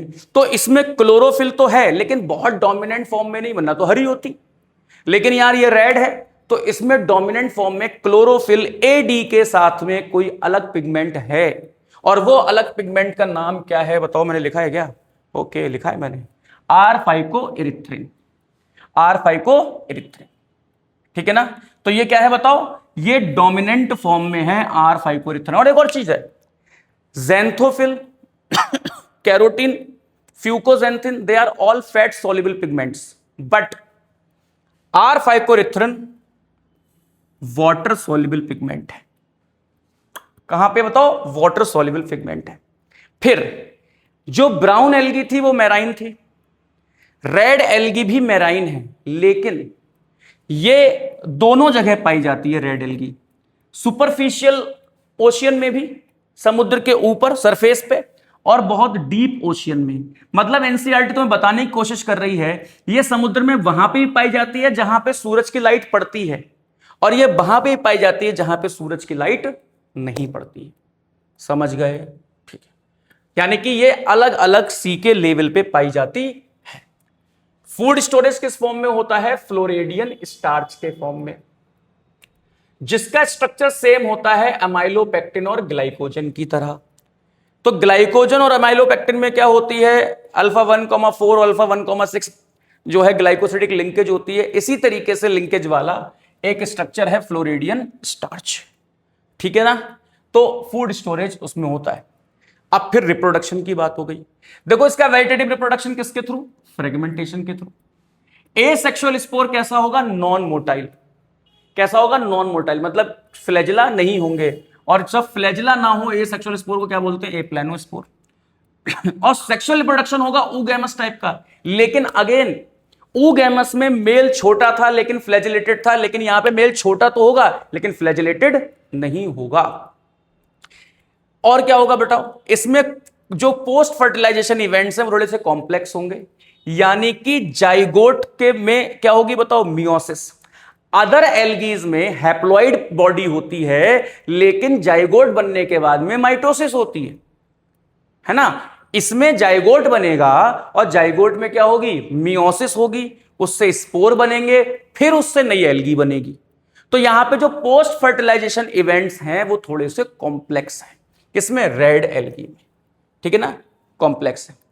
फिर इसके एग्जाम्पल हैं पॉलीसिपोनिया, पोरफाइरा, ग्रेसिलेरिया एंड जिलीडियम। अब देखो यहां पे दो आ गए फिर से, तो यहां पे देखो उल्टा पी बना है, पी ऐसा होता है, ये ऐसा बना दिया, और इसको भी मान लो कि ये भी इस तरीके से पी बना है, और पी नहीं मानो तो पहले इस पे फोकस करो। अब आप कहोगे साहब आपने दोनों में पी बना दिया, दोनों ही स्पेलिंग पोरफाइरा और पॉलीसिपोनिया तो पी सही है। तो देखो मैं यहां पे कह रहा हूं, ये एक तुम्हें सिंगल स्ट्रक्चर लग रहा है ना, सिंगल स्ट्रक्चर लग रहा है ना, छोटा स्ट्रक्चर लग रहा है ना, तो इसकी छोटी वाली स्पेलिंग है पोरफाइरा। और ये देखो बहुत बड़ा सा, बहुत ज्यादा चीजें लग रही हैं इसमें, पॉली माने बहुत सारी चीजें, तो ये है पॉलीसिपोनिया। टेंशन खत्म, पोरफाइरा एंड पॉलीसिपोनिया। अब आओ बेटा, ये है रोडोफाइसी। उम्मीद है बात समझ में आई होगी। अब इसको देख लो, ये अगर आपको अच्छे नंबर लाने हैं तो इसको भी पढ़ के जाइएगा, बहुत सरल है। देखो क्लोरोफाइसी, फियोफाइसी, रोडोफाइसी का जो जनरल नेम है वो क्या है, green algae, brown algae, red algae. फिर pigments chlorophyll a b, a C, A d, लेकिन ये ब्राउन है तो फ्यूकोजेंथिन, और ये आर है तो रेड है तो फाइकोरिथ्रिन। फिर इसमें फूड स्टोरेज किसके फॉर्म में, starch, mannitol laminaria, floridean starch. फिर इसकी सेल वॉल कैसी है, cellulosic, cellulosic with algin, cellulosic with pectin and polysulphate ester, जो थ्योरी में नहीं दे रखा है। तो यहां पे भी अंदर वाली सेल वॉल किसकी है, सेल्यूलोज की, और बाहर वाली किसकी है, पेक्टिन और पॉलीसल्फेट एस्टर्स हैं। फिर यहां पे देखो फ्लैजिला, तो 2 to 8 equal apical, 2 unequal lateral, और फ्लैजिला एब्सेंट। अब देखो ये क्या है बताओ, ये फ्रेश और मैराइन वाटर दोनों में, ये मैराइन और ये मैराइन। ज्यादा ब्रैकेट ब्रैकेट या ना ही याद करना, कोई कोई कोई प्रॉब्लम नहीं है, ठीक है ना, इतनी बातें आपको याद होनी चाहिए। आइए बात करते हैं ब्रायोफाइटा की। चलो भाई, अब हम आ गए अपने ब्रायोफाइटा पे, बहुत बढ़िया टॉपिक ब्रायोफाइटा। अब क्या हुआ, हुआ ये कि हम पानी से निकल के जमीन पे आ गए, ब्रायोफाइटा, लेकिन अभी भी हम तो जमीन पे आ गए, लेकिन हमसे पानी नहीं निकला है, ठीक है। तो यहां ब्रायोफाइटा में क्या है, देखो ब्रायोफाइटा में बच्चों क्या है कि ब्रायोफाइटा का हैबिटेट क्या है, देखो ये मॉइस्ट शेडेड एरियाज में पाए जाते हैं। कहां पाए जाते हैं बताओ, मॉइस्ट शेडेड एरिया में पाए जाते हैं और हिल्स में पाए जाते हैं, ठीक है ना। किस में पाए जाते हैं, हिल्स में पाए जाते हैं। फिर लिखा हुआ है कि ब्रायोफाइटा को हम लोग एम्फीबियन ऑफ प्लांट किंगडम बोलते हैं, क्योंकि ये जो प्लांट हैं ये सॉइल पे तो रहते हैं, लेकिन वाटर के ऊपर डिपेंडेंट है फॉर सेक्सुअल रिप्रोडक्शन। सही है, इतनी बात भी मान ली। Usually occur in damp, humid and shaded localities, ठीक है। They play important role in plant succession on bare rocks या सॉइल। देखो क्या क्या कह रहा है, देखो ध्यान से फिर से सुनो। मैं कह रहा हूं कि जो पहली बात तो आप जब ब्रायोफाइटा की बात कर रहे हैं तो आपको बहुत सारे मॉसेस और लीवर वर्ड्स याद आते होंगे, जो कि कहां होते हैं, शेडेड एरियाज में, छायादार इलाकों में, हिल्स में मौजूद होते हैं। सही है। फिर कह रहे हैं बच्चों कि ये ब्रायोफाइटा रहते तो सॉइल पे हैं, लेकिन इन्हें वाटर की जरूरत है अपनी लाइफ साइकिल को पूरा करने के लिए, मतलब रिप्रोडक्शन के लिए। बिल्कुल ठीक वैसे ही जैसे एम्फीबियंस जो है वो सॉइल पे या टेरेस्ट्रियल होते हैं, लेकिन उन्हें वाटर की जरूरत है रिप्रोडक्शन के लिए। तो ये कैरेक्टर्स मिल रहे हैं एम्फीबियन से, तो उभयचर से, तो इसको हम क्या बोलते हैं, एम्फीबियंस ऑफ प्लांट किंगडम बोलते हैं। इतनी बात आप समझ पाए होंगे, ठीक है ना, एम्फीबियंस ऑफ प्लांट किंगडम बोलते हैं, ठीक। अब ये क्या है, they play important role in plant succession, ठीक है। तो प्लांट के सक्सेशन में, यानी कि प्लांट के इवोल्यूशन में इनका बहुत बड़ा योगदान है। क्यों, ये चट्टानों पे पाए गए, सबसे पहले ब्रायोफाइटा और लाइकेन्स ही पाए गए चट्टानों पे। तो इन्होंने क्या काम किया कि इन्होंने चट्टानों को, पत्थरों को ऐसे केमिकल छोड़ के क्या किया, डिवाइड किया, तोड़ा, और आप जानते हो कि पत्थरों के टूटने से ही सॉइल बनी है, और जब सॉइल बनी तो ही प्लांट आगे बढ़ पाए, ठीक है ना। तो यहां पे बातें ये हो रही है।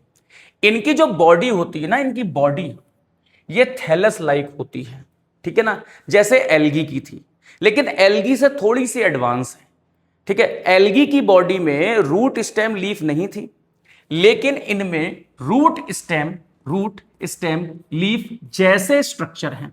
रूट स्टेम और लीफ नहीं है, लेकिन रूट स्टेम और लीफ जैसे स्ट्रक्चर है, ठीक।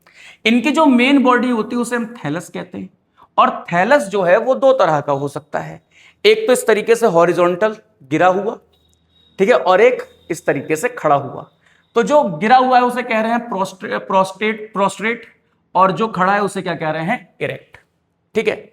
अब चाहे खड़ा हुआ थैलस हो या पड़ा हुआ थैलस हो, ठीक है ना, दोनों ही थैलस जमीन से जुड़े हुए हैं कुछ स्ट्रक्चर्स के थ्रू, जो कि यूनिसेलुलर और मल्टी सेलुलर हो सकते हैं, और उनको हम लोग क्या कहते हैं, राइजोइड्स कहते हैं। Of course they are root like structures. तो राइजोइड्स जो हैं, जिनकी वजह से ये सबस्ट्रेटम से जुड़े हैं, ये राइजोइड्स यूनिसेलुलर भी हो सकते हैं और मल्टी सेलुलर भी हो सकते हैं। यूनिसेलुलर किसमें होते हैं, जो प्रिमिटिव ब्रायोफाइट्स होते हैं जैसे लिवरवुड, और मल्टी सेलुलर जो एडवांस ब्रायोफाइट होते हैं जैसे मोसेस। क्लियर बच्चों।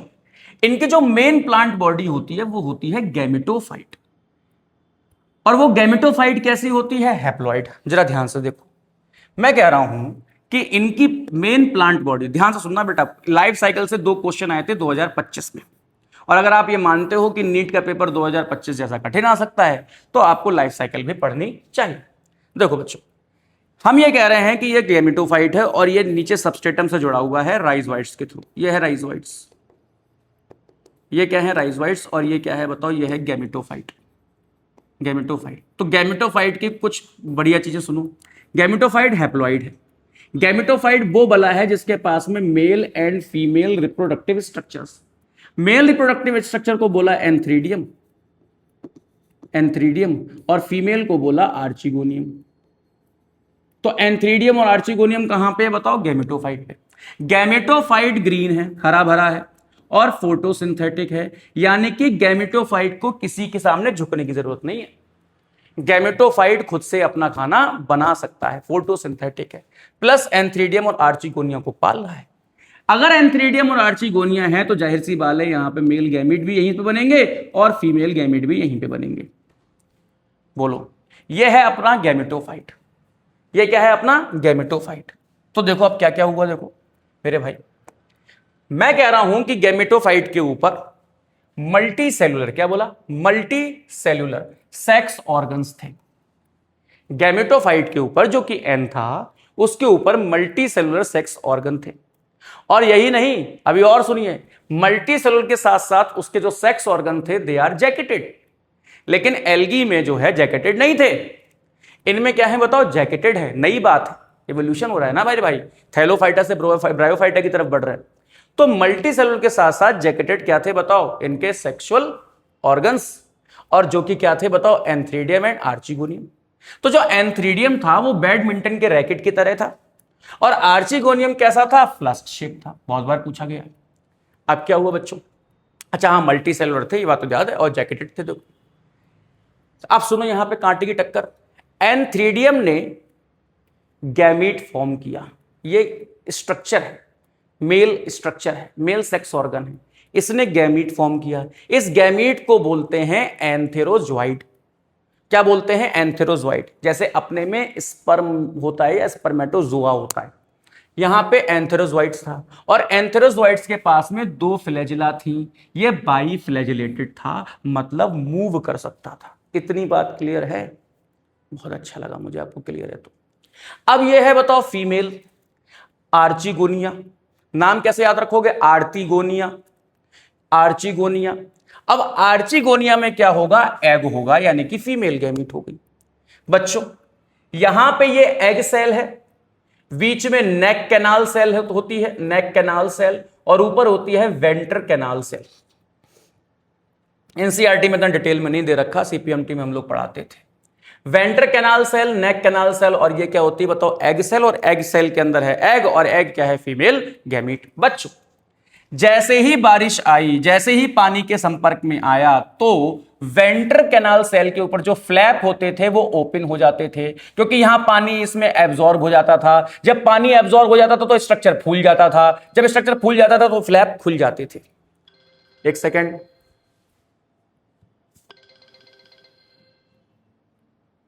हेलो, है जी, अरे यार, ठीक है।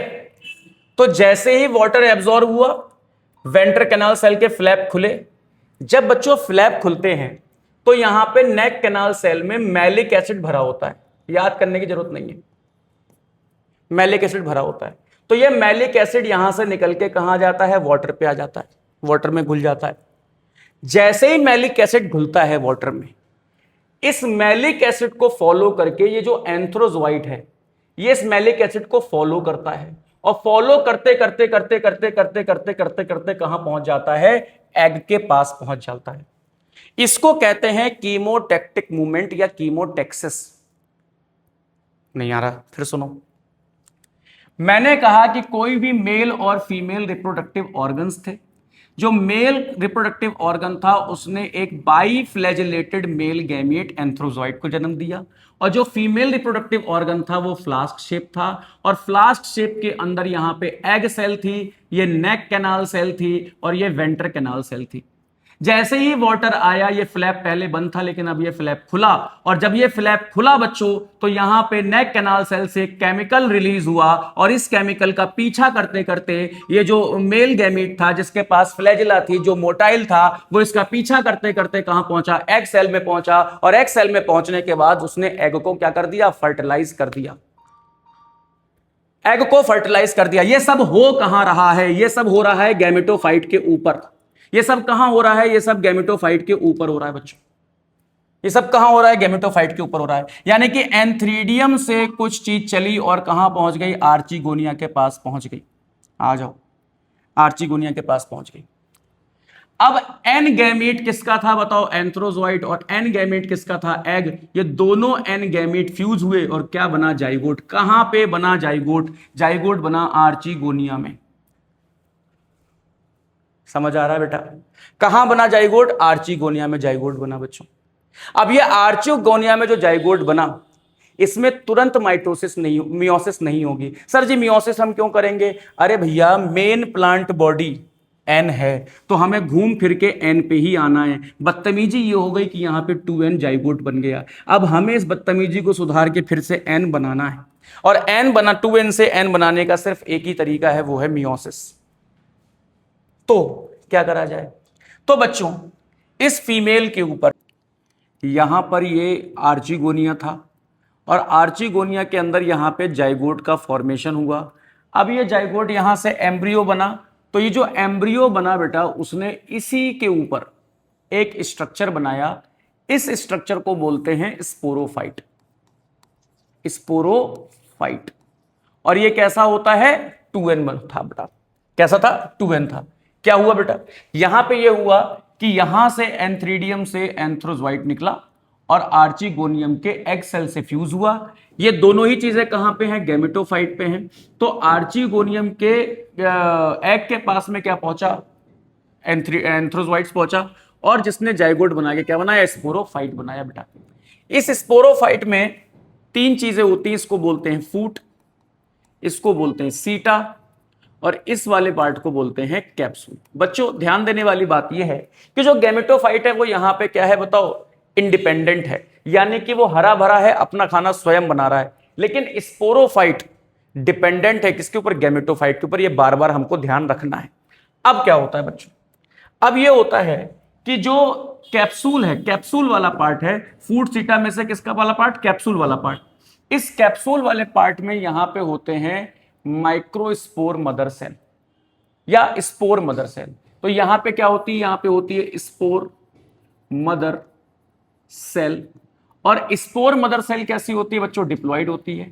इस स्पोर मदर सेल में रिडक्शन डिवीजन होता है, मियोसिस होता है बच्चों। स्पोर मदर सेल में क्या होता है, रिडक्शन डिवीजन होता है, मियोसिस होता है, और जिससे बनते हैं हैप्लॉइड स्पोर्स। वो हैप्लॉइड स्पोर क्या काम करते हैं बच्चों, वो हैप्लॉइड स्पोर्स यहां पे कैप्सूल इस तरीके से इसका ढक्कन हटता है, और मान लो कि स्पोर मदर सेल से बहुत सारे स्पोर्स बन गए, और ये बहुत सारे स्पोर्स हवा में एयर करंट के थ्रू यहां वहां फैल जाते हैं, यहां वहां फैल जाते हैं ये स्पोर्स। और हर एक स्पोर जर्मिनेट होकर, हर एक स्पोर फेवरेबल कंडीशन में जर्मिनेट होकर क्या बनाएगा, फिर से गैमेटोफाइट बनाएगा, फिर से क्या बना देगा, गैमेटोफाइट बना देगा। तो ये इस तरीके से लाइफ साइकिल होती है किसकी, ब्रायोफाइटा की बच्चों, ये लाइफ साइकिल होती है ब्रायोफाइटा की। ठीक, अब एक बात जरा ध्यान से सुनो, यहां पे देखो लिखा हुआ है कि जो स्पोरोफाइट है not free living and dependent on gametophyte for nutrition. Clear, इतनी बात हमें समझ में आ गई। अब देखो हम लोग इसकी इकोलॉजिकल इंपॉर्टेंस की बात करते हैं, तो देखो इकोनॉमिक इंपॉर्टेंस की बात करते हैं, तो जो ब्रायोफाइटा की इकोनॉमिक इंपॉर्टेंस है वो बहुत लिमिटेड है, बहुत लिमिटेड है, बहुत ज्यादा इकोनॉमिकल इंपॉर्टेंस नहीं है इसकी।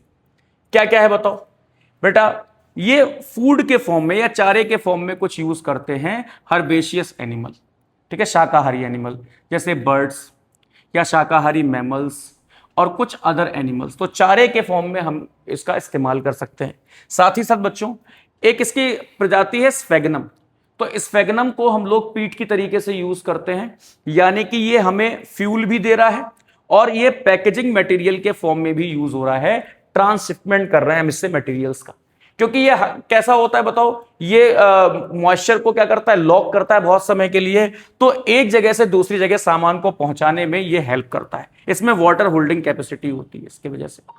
उसके बाद बेटा ये ध्यान रखो कि जो मॉसेस थे ना, वो लाइकेंस के साथ मिलकर पहले ऐसे लोग थे जिन्होंने कॉलोनी बनाई थी रॉक्स पर, और रॉक्स में क्या था, रॉक्स जो है आगे चलकर इन्होंने क्या किया, वेदरिंग हुआ रॉक्स का, और जिससे क्या बनी, सॉइल बनी, और सॉइल जो बनी तो उसने क्या किया बताओ, प्लांट को ग्रो करने का अपना क्या दिया, एक सबस्ट्रेटम दिया। फिर तीसरी चीज देखो यहां पे, जो ये मॉसेस हैं ये सॉइल पे मैट की तरीके से क्या होते हैं, उगते हैं, तो सॉइल इरोजन को प्रिवेंट करते हैं, ठीक है, बिल्कुल मैट की तरीके से बिछ गए। तो अगर यहां पे क्या हुआ कि कोई बरसात हुई या पानी पड़ा या फिर हवा चली, तो मिट्टी इधर से उधर नहीं जाती, सॉइल इरोजन नहीं होता, तो यहां पे भी क्या है, ये इंपॉर्टेंट है। अब ब्रायोफाइटा को हमने दो पार्ट्स में डिवाइड किया है, या दो क्लासेस में डिवाइड किया है, किस किस में, एक है लिवरवुड और एक क्या है बताओ, मॉस, लिवरवुड और मॉस। तो जो लिवरवुड है वो थोड़ा सा प्रिमिटिव है और मॉस थोड़ा सा क्या है, एडवांस है, इसको याद रखना बच्चों। जब भी हम लोग लिवरवुड्स की बात करते हैं तो हमें मार्केंशिया एज अ एग्जाम्पल जरूर याद रखना चाहिए, मार्केंशिया को, और साथ ही साथ में रिक्सिया को। किसको बताओ, रिक्सिया को, ठीक है ना। फिर यहां पे लिवरवुड्स में सबसे ज्यादा क्या इंपॉर्टेंट है, जरा देखने की समझने की कोशिश करो बेटा। इनका जो थैलस होता है वो डॉर्सो वेंट्रली होता है, ठीक है, इस तरीके से जमीन से जुड़ा हुआ होता है, ठीक है, जमीन से जुड़ा हुआ होता है और कुछ फ्लैट टाइप का होता है, और जमीन से जुड़े होने के साथ साथ यहां पे ये क्लोजली एसोसिएट होता है सॉइल से, किसके थ्रू, राइजोइड्स के थ्रू, राइजोइड्स के थ्रू। बच्चों ये जो राइजोइड्स हैं लिवरवुड्स में, वो ये कैसे होते हैं, ये यूनिसेल्यूलर होते हैं। क्या होते हैं बताओ, यूनिसेल्यूलर होते हैं। एक बात, अच्छा ये थैलस ग्रीन होता है, मल्टी सेलुलर होता है। साथ ही साथ बच्चों जो इनकी लीफी स्टेजेस हैं उनमें क्या होता है कि इस थैलस के ऊपर इस तरीके से स्टॉक पाई जाती है, स्टेम लाइक स्ट्रक्चर पाया जाता है, और उसमें लेटरल छोटी छोटी लीव्स होती हैं, लीव्स लाइक स्ट्रक्चर होते हैं इस तरीके से। ये लीफी स्टेज है, ये दो रोज में हो सकते हैं, एक रो ये हो गई और एक रो सपोज ये हो गई, तो ये दो रोज में छोटी छोटी लीफ लाइक स्ट्रक्चर होते हैं स्टेम लाइक स्ट्रक्चर्स के लेटरल साइड में बच्चों। फिर यहां पे आप सबसे ज्यादा इंपॉर्टेंट है लिवरवुड्स में एसेक्सुअल रिप्रोडक्शन। तो यहां पे एसेक्सुअल रिप्रोडक्शन दो तरह से है, जो ये थैलस है इसका फ्रेगमेंटेशन हो जाए और हर एक थैलस एक नया ऑर्गेनिज्म बना ले, एक बात तो ये है। दूसरा बेटा क्या है, बहुत ध्यान से समझना, दूसरा इसमें क्या है कि इस थैलस, ये थैलस है बच्चों, ये थैलस है, और इस थैलस के ऊपर एक कप लाइक स्ट्रक्चर बनते हैं, कप लाइक, और ये जो कप लाइक स्ट्रक्चर होते हैं इन्हें कहते हैं हम लोग जैमा कप। क्या कहते हैं बताओ, जैमा कप। और गैमा कप के अंदर इस तरीके से गैमा कप के अंदर क्या मिलते हैं, हमें गैमे मिलते हैं।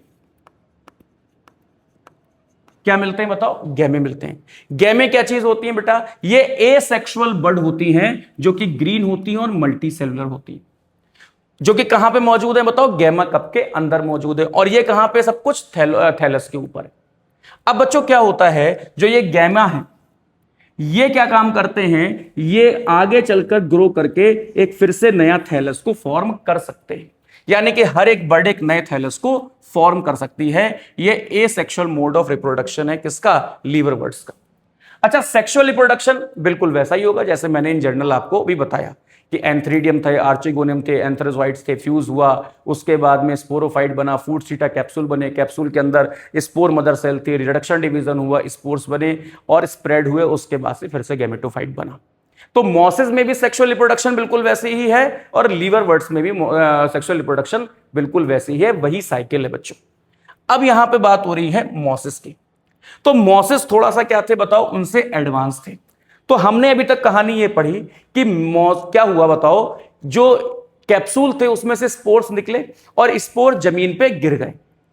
यहां पे उससे आगे की कहानी हम आपको बता रहे हैं। जब बेटा स्पोर जमीन पे गिरे तो सबसे पहले बना प्राइमरी प्रोटोनीमा। क्या बना बच्चों, प्राइमरी प्रोटोनीमा। और ये प्राइमरी प्रोटोनीमा कैसा था बताओ, प्रोस्ट्रेट था, यानी कि ये हॉरिजॉन्टली पड़ा हुआ था, ठीक है, और हल्के हल्के क्या था, अपने साइज में ग्रो कर रहा था। तो ये क्रीपिंग था, ग्रीन था और ब्रांच था। क्या था बताओ, ब्रांच था और फिलामेंटस था। कैसा था बताओ, फिलामेंटस था। इसे कहते हैं प्राइमरी प्रोटोनीमा। बच्चों, प्राइमरी प्रोटोनीमा से लेटरल बड्स निकलती हैं, तब हम इसे बोलने लगते हैं सेकेंडरी प्रोटोनीमा। यही नहीं, जो सेकेंडरी प्रोटोनीमा है वो सॉइल से जुड़ा होता है कसके, किसके थ्रू, राइजोइड्स के थ्रू। किसके थ्रू बताओ, राइजोइड्स के थ्रू। और राइजोइड्स इसके कैसे हैं बताओ, मल्टी सेलुलर ब्रांच है। कैसे हैं बताओ, मल्टी सेलुलर ब्रांच है। तो मल्टी सेलुलर ब्रांच राइजोइड्स के थ्रू जुड़ा हुआ था सेकेंडरी प्रोटोनीमा। जो इसके लेटरल बड्स थी बेटा, उन लेटरल बड्स से दो रोज में, दो पंक्तियों में क्या निकले बताओ, लीफ लाइक स्ट्रक्चर निकले या लीफी स्ट्रक्चर निकले, जिनको हम क्या बोलते हैं, गैमेटोफाइट बोलते हैं इस पूरे को मिलाकर। और इस क्योंकि ये गैमेटोफाइट है तो इसमें मेल और फीमेल रिप्रोडक्टिव स्ट्रक्चर्स हैं। फिर से बात वही है कि मेल और फीमेल रिप्रोडक्टिव स्ट्रक्चर्स हैं, यानी कि एंथ्रीडियम और आर्चिगोनिया हैं, जो कि क्या प्रोड्यूस करेंगे बताओ, एंथ्रोजोइड्स और एग प्रोड्यूस करेंगे, फ्यूज होंगे, जाइगोट बनेगा, स्पोरोफाइट बनेगा, फूड सीटा कैप्सूल बनेगा, कैप्सूल के अंदर मियोसिस होगी और स्पोर्स बनेंगे। ठीक, यहां पे बेटा वेजिटेटिव रिप्रोडक्शन फ्रेगमेंटेशन और बर्डिंग के थ्रू हो सकता है, और सेक्सुअल रिप्रोडक्शन आपने देख लिया किस तरीके से होता है। ठीक है, वेजिटेटिव कह दो या एसेक्सुअल रिप्रोडक्शन कह दो, यहां पे बात एक ही है। बच्चों ध्यान रखना कि जो मॉसेस के एग्जाम्पल हैं वो है फ्यूनेरिया, पॉलीट्राइकम और स्फेगनम। बहुत ध्यान से। तो ये आपका पूरी तरीके से ब्रायोफाइटा खत्म हो चुका है। आगे देखो अब हम लोग बात करते हैं टेरिडोफाइटा की। अब टेरिडोफाइटा में बच्चों को बहुत कंफ्यूजन होता है, तो ध्यान से सुनना बच्चों, बहुत आसान है। देखो, pteridophyta includes horsetail and ferns. तो जिसके मेन मेंबर जो हमें समझ में आए वो क्या है, हॉर्सटेल जिसे इक्विसेटम कहते हैं, और फर्न्स। ठीक है, टेरिडोफाइट का जो फंक्शन है वो मेडिसिनल है बेटा। आप लोगों ने सुना होगा संजीवनी बूटी, ठीक है ना, तो वही यहीं से बिलोंग करती है, सेलेजेनिला। तो टेरिडोफाइट जो है मेडिकल पर्पस के लिए यूज होता है और सॉइल बाइंडर्स की तरीके से भी यूज होता है, ठीक है ना। और इसे हम सजावटी तौर पे भी यूज करते हैं, यानी कि ऑर्नामेंटल भी होता है। बच्चों, ये फर्स्ट सक्सेसफुल टेरेस्ट्रियल प्लांट थे, ये फर्स्ट सक्सेसफुल टेरेस्ट्रियल प्लांट थे, इसीलिए इन्हें रेप्टाइल्स ऑफ प्लांट किंगडम भी कहते हैं। इन्हें हम लोग क्या कहते हैं, ये फर्स्ट टेरेस्ट्रियल प्लांट्स थे, इसीलिए हम इन्हें रेप्टाइल्स ऑफ प्लांट किंगडम भी कहते हैं, क्योंकि इनमें प्रिमिटिव वेस्कुलर टिश्यू प्रेजेंट थे। मैं ये नहीं कह रहा हूं कि इसमें जो वेस्कुलर बंडल थे वो सबसे एडवांस थे, लेकिन अगर आपसे कोई ये पूछे कि वेस्कुलर बंडल की शुरुआत कहां से हुई, तो टेरिडोफाइटा से हुई। यानी कि जाइलम और फ्लोएम सबसे पहले हमें टेरिडोफाइटा में देखने को मिले, ठीक है ना। पहली बार हमें देखने को मिले। कहां कहां पाए जाते हैं ये, कूल, डैम, शेडी और सैंडी सॉइल्स में पाए जाते हैं। बच्चों, एक बात आप याद रखना कि अभी हम आगे पढ़ेंगे कि इनका जो डाइवर्सिफिकेशन है वो तब भी लिमिटेड रह गया। ये फर्स्ट टेरेस्ट्रियल तो थे, लेकिन इनका डाइवर्सिफिकेशन क्या रह गया, लिमिटेड रह गया। ऐसा क्यों? तो अब जैसे ही मैं आगे बताऊं ऐसा क्यों, तब तक आप यहीं पे इस लेक्चर को रोक के कमेंट में लिखो ऐसा क्यों, आगे मैं इसका जवाब दूंगा। अब देखो बच्चों, अब इसके जो डोमिनेंट फेज है वो क्या है बताओ, स्पोरोफाइट है बच्चों। याद रखो कि टेरिडोफाइट से लेकर जिम्नोस्पर्म, जिम्नोस्पर्म से लेकर एंजियोस्पर्म, अब जो भी हम डोमिनेंट फेज पढ़ेंगे वो क्या पढ़ेंगे, स्पोरोफाइट पढ़ेंगे। अभी तक हम डोमिनेंट फेज कौन सी पढ़ते आए थे, गैमेटोफाइट पढ़ते आए थे। और जो डोमिनेंट फेज है स्पोरोफाइट है वो कैसी होगी बताओ, 2n होगी। चूंकि ये डोमिनेंट है बेटा, इसलिए ये गैमेटोफाइट पे डिपेंड नहीं करेगी, गैमेटोफाइट पे डिपेंड नहीं करेगी। पहले स्पोरोफाइट गैमेटोफाइट पे डिपेंड कर रहा था, पहले भी स्पोरोफाइट 2n था, आज भी 2n है। लेकिन पहले जो है स्पोरोफाइट जो है वो गैमेटोफाइट पे डिपेंडेंट था, कुछ करता धरता नहीं था। लेकिन यहां का स्पोरोफाइट सब कुछ कर रहा है।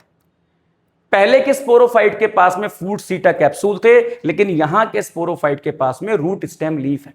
तो यहां पे जो मेन प्लांट बॉडी है बेटा स्पोरोफाइट की, वो क्या है बताओ, वो कुछ इस तरह से दिखती है, जिसके पास रूट्स भी हैं, ठीक है, जिसके पास स्टेम भी है और जिसके पास लीफ भी है। इसे हमने कहा ये क्या है, स्पोरोफाइट। अब सबसे पहले आपके यहां पे एनसीईआरटी में लिखा हुआ और क्वेश्चन में बहुत बार पूछा भी जाता है बच्चों कि जो लीफ है ना, लीफ क्या ये सभी में एक ही साइज की होती है लीफ? तो आंसर है नहीं। कह रहे हैं कि जो लीफ है वो दो तरह की हो सकती हैं, या तो छोटी छोटी लीफ हो यानी कि माइक्रोफिल हो, और ऐसा होता है सेलेजनेला में, और या फिर बड़ी बड़ी लीफ हो यानी कि मैक्रोफिल हो, और ऐसा होता है फर्न में। याद रखना बेटा कि साले और फूफा के रिश्ते में, ऐसे बता रहा हूं याद रखने के लिए, साले और फूफा के रिश्ते में ज्यादा बड़ा रिश्ता कौन सा है, फूफा का भैया, फूफा नाराज हो जाते हैं। तो फर्न का जो है वो क्या है, लीफ बड़ी है, और जो सेलेजनेला है उसकी लीफ छोटी छोटी है। याद हो जाएगा माइक्रोफिल और मैक्रोफिल। अच्छा और बात सुनो बेटा, जो प्लांट बॉडी है उसमें माइक्रोफिल और मैक्रोफिल, जो ये दो टाइप की लीफ है, ये फोटोसिंथेटिक लीफ है। ये फोटोसिंथेसिस में हेल्प करी, जर्नल जैसी लीफ होती हैं वैसी हैं बच्चों। कुछ लीफ लाइक स्ट्रक्चर और पाए गए इस तरह से, ऐसे कुछ लीफ लाइक स्ट्रक्चर और पाए गए, जिनको हमने कहा स्पोरोफिल। क्या कहा, स्पोरोफिल। तो ये वो लीफ नहीं थे जो फोटोसिंथेसिस कर रही है। इनका मेन फंक्शन क्या था, इनका मेन फंक्शन था इन स्पोरोफिल्स के ऊपर क्या थे बताओ, स्पोर्स थे बच्चों। क्या थे बताओ, स्पोर्स थे, स्पोर्स, स्पोरोफिल। ठीक है ना। तो ये लीफ लाइक अपेंडेजेस हैं जो क्या कैरी करते हैं, स्पोर कैरी करते हैं, इसीलिए इन्हें कहा गया स्पोरोफिल। टेरिडोफाइटा के केस में कुछ स्पोरोफिल्स, कुछ केस में, कुछ टेरिडोफाइटा के केस में कुछ इस तरीके से स्पोरोफिल्स मिले, और इन्होंने स्पोरोफिल ने एक कोन लाइक स्ट्रक्चर बना लिया। स्पोरोफिल्स ने मिलकर क्या बना लिया, कोन लाइक स्ट्रक्चर बना लिया। और इस कोन लाइक स्ट्रक्चर को हम कोन या स्ट्रॉबेली कहते हैं। यह कॉम्पैक्ट स्पोरोफिल है, और ऐसा हमें देखने को मिलता है सेलेजनेला में और इक्विसिटम यानी कि हॉर्स टेल में। सेलेजनेला और इक्विसिटम यानी कि हॉर्स टेल में। ठीक है ना। फिर से सुनो, मैं तुमसे कह रहा हूं कि यहां पे जो मेन प्लांट बॉडी है वो क्या है बताओ, स्पोरोफाइट है। स्पोरोफाइट में रूट स्टेम लीफ है बेटा, लीफ दो तरह की, छोटी लीफ बड़ी लीफ। कुछ लीफ लाइक अपेंडेजेस हैं जो कि क्या कैरी कर रहे हैं, स्पोरेंजिया कैरी कर रहे हैं। उस स्पोरेंजिया के अंदर क्या बन रहे हैं, स्पोर्स बन रहे हैं। तो ये जो स्पोरोफिल्स हैं वो तो इस तरीके से भी अरेंज हो सकते हैं, और ये कोन के फॉर्म में भी हो सकते हैं। कोन के फॉर्म में कुछ में होंगे जैसे सेलेजनेला और इक्विसिटम। अल्टीमेटली चाहे वो कोन हो या स्पोरोफिल हो, उनके पास होगा क्या, स्पोरेंजिया, जिसके अंदर होंगे क्या, स्पोर्स। यहां तक हमने आपसे बात क्लियर कर ली। ठीक है ना। चलो अब आगे की बात करते हैं। देखो फिर हम कह रहे हैं कि इसकी लाइफ साइकिल को हमको समझना है। मेन चीज खेल किसका है बताओ, लाइफ साइकिल का है। तो जरा देखो, समझने की कोशिश करो। देखो हम इसको यहां पे एक बार पढ़ ले रहे हैं। Evolutionally, they are the first terrestrial plant to possess vascular tissue, xylem and phloem. You shall study the more about these tissues, chapter number 6 पढ़ लेंगे. The pteridophytes are found in the cool, damp, shady places, though some may flourish well in the sandy soil condition. ठीक है. You may recall that the bryophyta, that dominant phase of the life cycle, is the gametophytic plant body, लेकिन यहां पे क्या है, sporophytic है। However, pteridophyte is the main plant body is sporophyte which differentiate into the root, stem and leaves. वहां पे था fruit, seta and capsule. These organs possess well differentiated vascular tissue. इन सभी ऑर्गेनिज्म के पास में, ऑर्गन्स के पास में well differentiated vascular tissue थे. The leaves in pteridophytes are small, जिनको हम माइक्रोफिलस कहते हैं, जो कि सेलेजनेला में देखने को मिलती हैं, और लार्ज भी हो सकती है, जिन्हें हम मैक्रोफिलस कहते हैं, जिन्हें जो हमें फर्न में देखने को मिलती हैं. The sporophytes bear sporangia. इस स्पोरोफाइट्स के ऊपर क्या है, इसका स्पोरोफाइट नाम क्यों पड़ा, क्योंकि इसके पास में क्या है, स्पोरेंजिया है. That are subtended by the leaf like appendages called sporophylls, जो कि किस पे हैं, स्पोरोफिल्स पे है. और स्पोरोफिल्स क्या है, इन सम केसेस स्पोरोफिल्स में form distinct compact structure called strobili या कोन.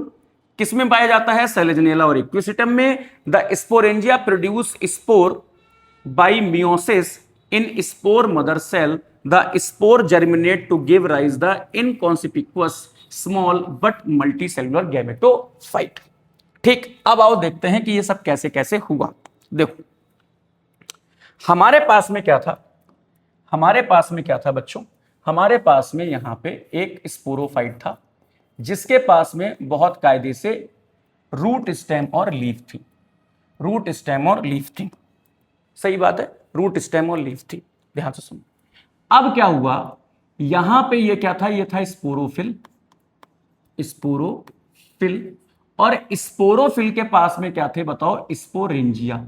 ध्यान से सुनना बेटा, ये है स्पोरेंजिया. स्पोरेंजिया ज्यादातर टेरिडोफाइट में जो कंडीशन होती है वो होमोस्पोरस होती है. ज्यादातर कंडीशन कैसी है बताओ, होमोस्पोरस है. ज्यादातर कंडीशन कैसी है, होमोस्पोरस. होमोस्पोरस. होमोस्पोरस का बेटा मतलब यह हुआ कि जो स्पोरेंजिया है उनमें जो स्पोर प्रोड्यूस हो रहा है वो एक जैसे स्पोर प्रोड्यूस हो रहे हैं. कैसे हो रहे हैं, एक जैसे स्पोर प्रोड्यूस हो रहे हैं, एक जैसे, ऐसे एक जैसे स्पोर प्रोड्यूस हो रहे हैं स्पोरेंजिया में. तो जैसा स्पोरेंजिया में स्पोर यहां प्रोड्यूस हुए वैसे ही स्पोरेंजिया के स्पोर यहां प्रोड्यूस हुए, सेम एक जैसे. अब क्या हुआ बच्चों, अब जो ये स्पोरेंजिया है, इस स्पोरेंजिया के अंदर क्या थी बताओ, स्पोर मदर सेल थी. स्पोर मदर सेल थी जो कि 2n थी. और स्पोर मदर सेल में हुआ रिडक्शन, डिवीजन और बने स्पोर्स. और ये स्पोर्स कैसे थे बताओ, n थे. ठीक, अब हम लोग 2n से n पे पहुंच गए. ये बेटा स्पोर शेड हुए, ये n स्पोर शेड हुए और कहां पहुंचे, सॉइल में पहुंचे. और इन्होंने सॉइल में हार्ट शेप क्या बनाया, प्रोथैलस.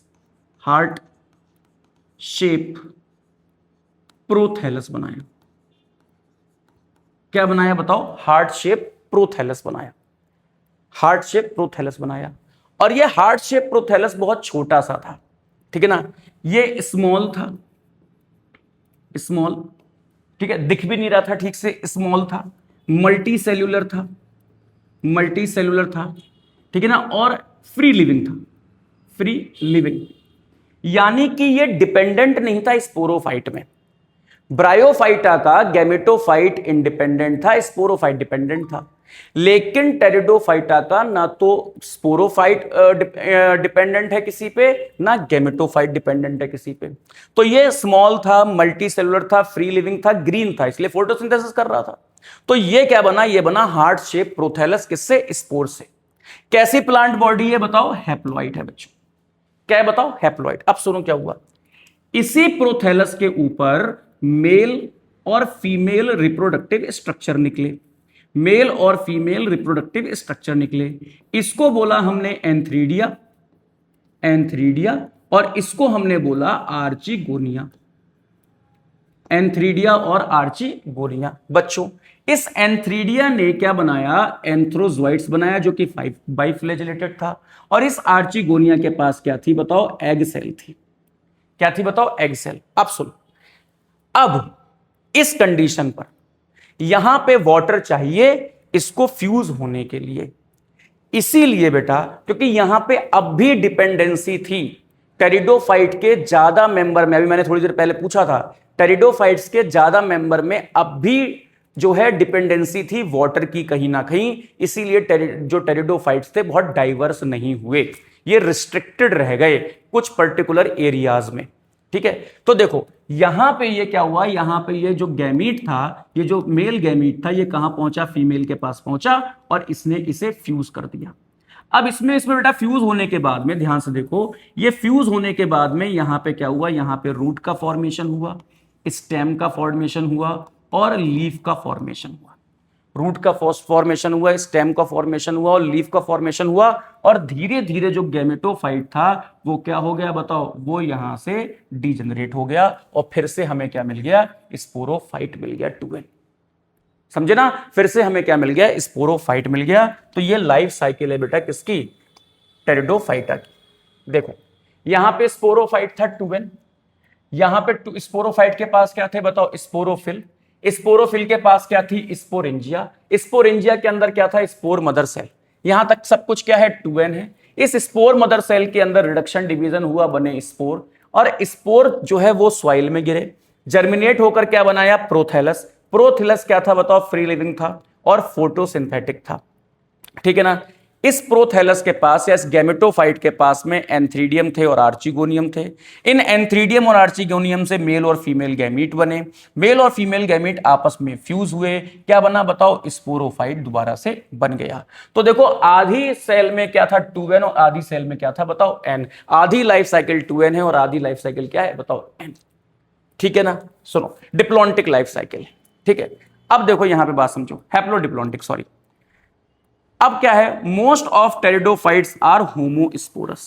ज्यादातर टेरिडोफाइट्स कैसे होते हैं, होमोस्पोरस होते हैं। लेकिन बच्चों कुछ टेरिडोफाइट्स हेट्रोस्पोरस भी होते हैं, जैसे साल्विया और सेलेजनेला। उनका क्या केस है, उनमें रिप्रोडक्शन, उसमें लाइफ साइकिल थोड़ी सी डिफर होती है बच्चों। आओ जरा उनकी लाइफ साइकिल को जानते हैं, ध्यान से देखो। यह है हेट्रोस्पोरस टेरिडोफाइट की लाइफ साइकिल। ठीक है, कहां किस किस की बताओ, सेलेजनेला की और साल्विनिया की। देखो क्या होता है, माइक्रोस्पोरेंजियम और मेगास्पोरेंजियम दो अलग अलग स्पोरेंजिया होते हैं। स्पोरोफिल दो अलग अलग होते हैं, माइक्रोस्पोरेंजियम और मेगास्पोरेंजियम। बच्चों माइक्रोस्पोरेंजियम में होती है माइक्रोस्पोर मदर सेल और मेगास्पोरेंजियम में होती है मेगास्पोर मदर सेल।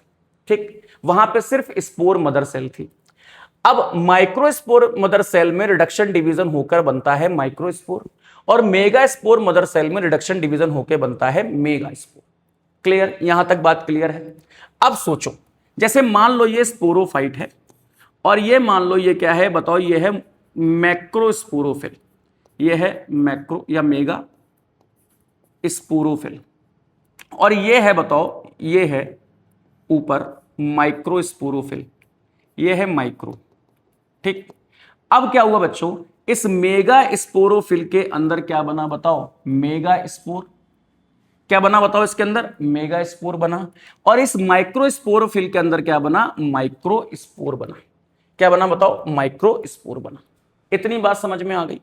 ठीक, अब क्या हुआ कि ये जो माइक्रो स्पोर और मेगा स्पोर है, इससे क्या बना, मेल एंड फीमेल गैमेटोफाइट। लेकिन तो यहां पे बच्चों माइक्रोस्पोर और मेगास्पोर है, लेकिन अब यहां पे एक हैक है, बहुत ध्यान से समझना बच्चों। जो माइक्रोस्पोर है, इसका जो माइक्रोस्पोर है वो शेड हो जाता है। माइक्रोस्पोर सॉइल में शेड होता है, माइक्रोस्पोर यानी कि मेल स्पोर सॉइल में शेड होता है और सॉइल में बनाता है ये मेल गैमीट। क्या बनाता है बताओ, मेल गैमेटोफाइट, सॉरी क्या बनाता है, मेल गैमेटोफाइट। क्या बनाता है, मेल गैमेटोफाइट। कहां पे बनाता है बताओ, सॉइल में। और मेल गैमेटोफाइट से बनता है एंथ्रीडिया। क्या बनता है बताओ, एंथ्रीडिया बनता है, एंथ्रीडिया। और ये एंथ्रीडिया बनाता है एंथेरोजोइट्स को। क्या बनाता है बताओ, एंथेरोजोइट्स को। तो जो मेल गैमेटोफाइट था वो इंडिपेंडेंट था। वो क्या था, इंडिपेंडेंट था स्पोरोफाइट के ऊपर, और कहां चला गया था, सॉइल में चला गया था। लेकिन जो फीमेल स्पोर है यानी कि जो मेगा स्पोर है, उसने फीमेल गैमेटोफाइट बनाया, लेकिन फीमेल गैमेटोफाइट बनाया इसी स्पोरोफाइट के ऊपर, जैसे हायर प्लांट्स में होता है। इसी स्पोरोफाइट के ऊपर बनाया क्या, फीमेल गैमेटोफाइट। और इसी फीमेल गैमेटोफाइट में बना आर्चिगोनिया यानी कि फीमेल रिप्रोडक्टिव स्ट्रक्चर। और इस आर्चिगोनिया के अंदर था फीमेल गैमीट। बच्चों पानी के थ्रू ये मेल गैमीट इस फीमेल के पास पहुंचा, क्योंकि प्लांट बहुत बड़े नहीं है, ये छोटे हैं, तो कई बार ये कंफ्यूजन होता है कि भाई जमीन से ऊपर कैसे आ गया, ठीक है ना, तो छोटे हैं बेटा, ठीक है। तो यहां पे पानी में तैर के ये गैमीट इसके पास पहुंचा, फीमेल गैमीट के पास। अब स्पोरोफाइट के ऊपर ही क्या बना, जाइगोट बना। स्पोरोफाइट के ऊपर ही क्या बना, जाइगोट। स्पोरोफाइट के ऊपर ही क्या बना बताओ, एम्ब्रियो। अब क्या हुआ कि ये जो एम्ब्रियो और ये जाइगोट जो था ये प्लांट से डिटैच हुआ, स्पोरोफाइट से डिटैच हुआ, और ये गिर पड़ा जमीन पे आके, ये गिर पड़ा जमीन पे आके, और यहां पे जमीन से इसमें रूट निकली, स्टेम निकली, लीफ निकली। यानी कि यहां पे बिल्कुल ऐसा लगा जैसे जैसे सीड गिरता है ना जमीन पे, और सीड से एक नया प्लांट बनता है। हालांकि ये सीड नहीं था, ये सीड नहीं था, लेकिन इसने जो पैटर्न था वही फॉलो किया। किस केस में, हेटेरोस्पोरस के केस में, ठीक है। इसीलिए से हम बोलते हैं कि जो कुछ टेरिडोफाइट्स हैं वहां से सीड हैबिट शुरू हुई। दे आर प्रिकर्सर ऑफ क्या, सीड। ये प्रिकर्सर हैं, या फिर ये सीड हैबिट को क्या करते हैं, फॉलो करते हैं कुछ कुछ टेरिडोफाइट्स, जैसे जैसे सेलेजनेला एंड साल्विनिया। और ऐसा है क्यों, क्योंकि ये हेटेरोस्पोरस कंडीशन है। तो सीड लाइक स्ट्रक्चर जो था, वो जो सीड हैबिट था, वो शेड हुआ सॉइल में, और सॉइल से जर्मिनेट होकर क्या बनाया, एक नया स्पोरोफाइट बनाया। तो ये बेटा टेरिडोफाइटा की कहानी है, ये टेरिडोफाइटा की कहानी है, ध्यान से सुनना, ठीक है। अब मेरी बात समझने की कोशिश करो बच्चों। होमोस्पोरस ज्यादातर में और हेटेरोस्पोरस किसमें होता है, सेलेजनेला और साल्विनिया में। याद रखना बेटा, ये प्रिकर्सर ऑफ सीड हैबिट यहीं से शुरू हुई। यहां से शुरू हुआ क्या, वेस्कुलर टिश्यू का फॉर्मेशन। ये लोग टेरेस्ट्रियल थे, और इनका लिमिटेड इसलिए था, ये स्प्रेड इसलिए लिमिटेड हुए क्योंकि इनमें कहीं ना कहीं गैमेटोफाइट के जर्मिनेशन के लिए वाटर की नीड थी। और इनका जो गैमेटोफाइट है, प्रोथैलस है, वो कैसा होता है, हार्ट शेप होता है। ये बहुत इंपॉर्टेंट चीजें हैं। फिर देखो, टेरिडोफाइटा को हम लोगों ने क्लासिफाई किया है 4 क्लासेस में, जैसे साइलोप्सिडा जिसमें आता है साइलोटम, लाइकोप्सिडा जिसमें आता है सेलेजनेला एंड लाइकोपोडियम, सिनोप्सिडा जिसमें आता है इक्विसिटम एंड टेरिडोप्सिडा जिसमें आता है ड्रायोप्टेरिस, टेरिस और एडियंटम, ठीक है ना। एडियंटम, ड्रायोप्टेरिस मतलब फन, फर। तो ये तुम्हारा टेरिडोफाइट कंप्लीट है बच्चों। देखो बेटा, ये कौन शेप स्ट्रक्चर है, स्ट्रोबिलस, और इसको हम लोग कहते हैं हॉर्स टेल, यह है इक्विसिटम, ठीक है ना। ये क्या है बताओ, यह है सेलेजनेला, यह है इक्विसिटम, ये क्या है बताओ, फर्न है, और ये क्या है, साल्विनिया है। चलो भाई आगे देखो, हम लोग आ गए जिम्नोस्पर्म पे। जिम्नोस्पर्म में बेटा पढ़ने का एक अपना ही अलग तरीका है, ध्यान से सुनो। देखो, जिम्नोस का मतलब होता है नेकेड, और स्पर्मा का मतलब होता है सीड। 2 तरह के प्लांट हैं, एक है क्रिप्टोगैमस, एक है फिनेरोगैमस। तो जो क्रिप्टोगैमस प्लांट है वो प्रिमिटिव प्लांट है, जिसमें थैलोफाइटा, ब्रायोफाइटा, टेरिडोफाइटा आया, यानी कि क्रिप्टोगैमस सीडलेस प्लांट है। लेकिन फिनेरोगैमस सीडेड प्लांट है, जिसमें जिम्नोस्पर्म और एंजियोस्पर्म है, जिसमें जिम्नोस्पर्म में फ्रूट नहीं है, फ्लावर नहीं है, जबकि एंजियोस्पर्म में फ्रूट और फ्लावर है। इसलिए एंजियोस्पर्म सबसे हायर प्लांट बोले जाते हैं। और एंजियोस्पर्म में क्या होते हैं बेटा, एंजियोस्पर्म को हम लोग फ्लावरिंग प्लांट भी बोलते हैं, क्योंकि फ्लावर्स है। क्लियर, आगे देखो। तो द जिम्नोस्पर्म यानी कि जिम्नोस माने नेकेड, स्पर्मा माने seed, are plant in which the ovule are not enclosed by any ovary wall and remain expose both before and after fertilization. आप जानते हो कि ओवरी ही आगे चलकर क्या बन जाती है, फ्रूट बन जाती है। ओवरी वॉल ही आगे चलकर क्या बन जाती है, पूरी की पूरी जो है सीड को कवरिंग बन जाती है, सीड की कवरिंग बन जाती है, इसे हम फ्रूट कहते हैं। ठीक, तो चूंकि यहां पे ओवरी वॉल ऊपर नहीं है, इसलिए यहां पे फ्रूट का फॉर्मेशन है नहीं। The seed that develop post fertilization are not covered, that is are naked.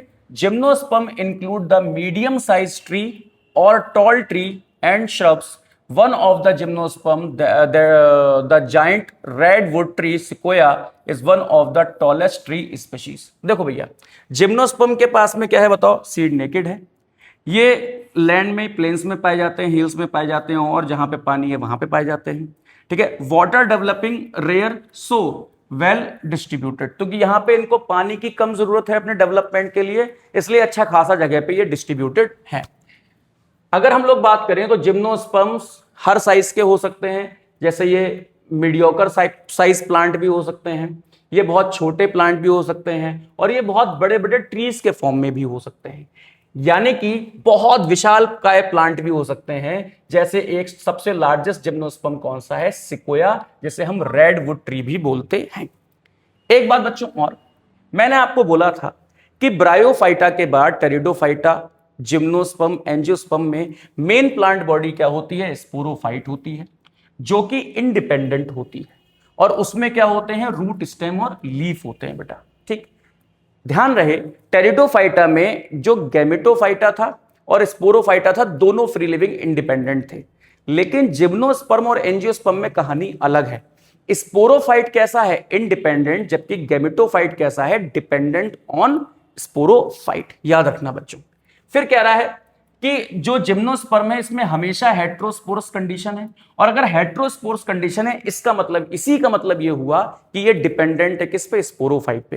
देखो अभी भी हेट्रोस्पोरस कंडीशन में क्या था कि जो स्पोरोफाइट था उसी पे फीमेल गैमेटोफाइट बना था, फीमेल गैमेटोफाइट उसी पे डिपेंडेंट था, लेकिन यहां तो कह रहे हैं सभी में हेट्रोस्पोरस कंडीशन है, तो यानी कि यहां पे जो गैमेटोफिटिक स्टेज है, जो मेल गैमेटोफाइट और फीमेल गैमेटोफाइट है, ये दोनों ही किस पे डिपेंडेंट है, बताओ, ये दोनों ही स्पोरोफाइट पे डिपेंडेंट है। ठीक, फिर क्या है बच्चों, वहां पे हमने कहा था कि स्पोरोफिल्स प्रेजेंट होते हैं। स्पोरोफिल्स के अंदर क्या होती हैं, स्पोरेंजिया, और स्पोरेंजिया के अंदर होते हैं स्पोर्स। कुछ कुछ स्पोरोफिल्स कॉम्पैक्ट होकर कोन बनाती हैं या स्ट्रोबिलस बनाती हैं। बच्चों ये एक कदम आगे है। तो जिम्नोस्पर्म में एक तो सब हेट्रोस्पोरस कंडीशन में है, और सभी के पास यहां पे कोन्स हैं, और उन कोन्स में ही क्या होंगे बताओ, स्पोरेंजिया, जिसके अंदर स्पोर डेवलप होंगे। सही है ना। अब उन कोन्स में अगर मेल माइक्रोस्पोरेंजिया और मेगा स्पोरेंजिया दोनों हैं, ठीक है ना, तो ऐसा पॉसिबल नहीं है, मेल कोन अलग होता है, फीमेल कोन अलग होता है। माइक्रोस्पोरेंजिया वाले कोन्स अलग होंगे और मेगा स्पोरेंजिया वाले कोन्स अलग अलग होंगे, ठीक है ना। तो स्पोर्स प्रेजेंट इन कोन्स। ठीक, अब मेरी बात समझो, हम लोग क्या काम करते हैं, हम लोग जिम्नोस्पर्म को अच्छे से पढ़ने के लिए हम लोग इसको हल्के हल्के डिवाइड कर करके पढ़ेंगे। तो सबसे पहले हमें क्या पढ़ना चाहिए, इनके पास में स्पोरोफाइट में रूट, स्टेम, लीफ होती है, तो सबसे पहले हम ये देखें कि इनकी रूट्स कैसी होती हैं। तो बच्चों जितने भी जिम्नोस्पर्म हैं उनमें टैप रूट सिस्टम पाया जाता है। अब टैप रूट सिस्टम में रेडिकल अराइज होकर प्राइमरी रूट बनाता है, और साइड से क्या निकलती है, सेकेंडरी और टर्शरी रूट निकलती हैं। इन सबको मिला के हम बोलते हैं टैप रूट सिस्टम। तो जो जिम्नोस्पर्म है उनमें टैप रूट सिस्टम होता है। अब जिम्नोस्पर्म के दो मेन मेजर मेंबर हैं, उन्हीं की बार बार यहां पे बात हो रही है। एक है पाइनस और एक क्या है, साइकस। कह रहे हैं जो पाइनस है उसमें जो टैप रूट होती है वो रिड्यूस्ड होती है, इसीलिए उसे फंगस से दोस्ती करनी पड़ती है। और फंगस क्या काम करती है, फंगस उसे वाटर और मिनरल को एब्जॉर्ब करके पाइनस को देती है, जो कि नॉर्मली रूट का काम होता है। और जो फंगस है उस एसोसिएशन को कहते हैं माइकोराइजा एसोसिएशन, और यहां पे जो फंगस यूज होती है वो ग्लोमस जीनस की होती है, ठीक है। साइकस में क्या होता है, जो साइकस की रूट होती है वो कोरोलॉइड होती है, और ये नाइट्रोजन फिक्सेशन का काम करती है, और नाइट्रोजन फिक्सेशन के लिए ये एसोसिएटेड होती है साइनोबैक्टीरिया से। किससे एसोसिएटेड होती है, साइनोबैक्टीरिया से एसोसिएटेड होती है, नाइट्रोजन फिक्सेशन का काम करती है। तो रूट्स आप समझ गए, ठीक है। अब यहां बात आती है आपके स्टेम की। तो जो साइकस की स्टेम है वो अनब्रांच है। देखो ये ऐसी स्टेम है जिसमें कोई ब्रांचिंग नहीं है, देख लो भैया, सीधी सीधी स्टेम है। लेकिन पाइनस की स्टेम्स में ब्रांचिंग है। पाइनस की स्टेम्स कैसी हैं बताओ, इस तरीके से ब्रांच्ड है। तो साइकस जो है अनब्रांच है, पाइनस जो है ब्रांच है। साथ ही साथ एक सिड्रस होता है, ये भी ब्रांच्ड है। ठीक, अब सुनो, जो लीफ होती है तो चाहे वो पाइनस साइकस हो चाहे पाइनस हो, सभी में कैसी लीफ होती है, सिंपल कंपाउंड लीफ होती है, ठीक है ना। लेकिन जो साइकस है उसमें कुछ सालों तक पिन्नेटली कंपाउंड लीफ भी पाई जाती है। पिन्नेटली कंपाउंड लीफ कुछ इस तरह की होती है, ऐसे। और पामेटली कैसी होती है भाई, इस तरीके से, ठीक है ना। तो पिन्नेटली कंपाउंड लीफ पाई जाती है, ठीक। हेलो, ठीक है ना। तो यहां पे सिंपल कंपाउंड लीफ और pinnately compound leaf for few years. जबकि पाइनस के केस में बेटा, पाइनस को हम कोनिफर्स बोलते हैं। क्या बोलते हैं? कोनिफर्स बोलते हैं। क्यों? क्योंकि ये ऐसे प्लांट होते हैं जो हाई टेम्परेचर, ह्यूमिड कंडीशन और ऐसी जगह जहां पे खूब तेज हवाएं चलती हैं वहां पे रहते हैं। तो ये थोड़े से हार्श हैबिटेट में रहते हैं, इसलिए इन्हें क्या बोलते हैं? कोनिफर्स बोलते हैं। और जब कोनिफर्स हैं यानी कि कोने यानी कि नोकदार, इनमें जो लीफ होती हैं वो निडल लाइक होती हैं।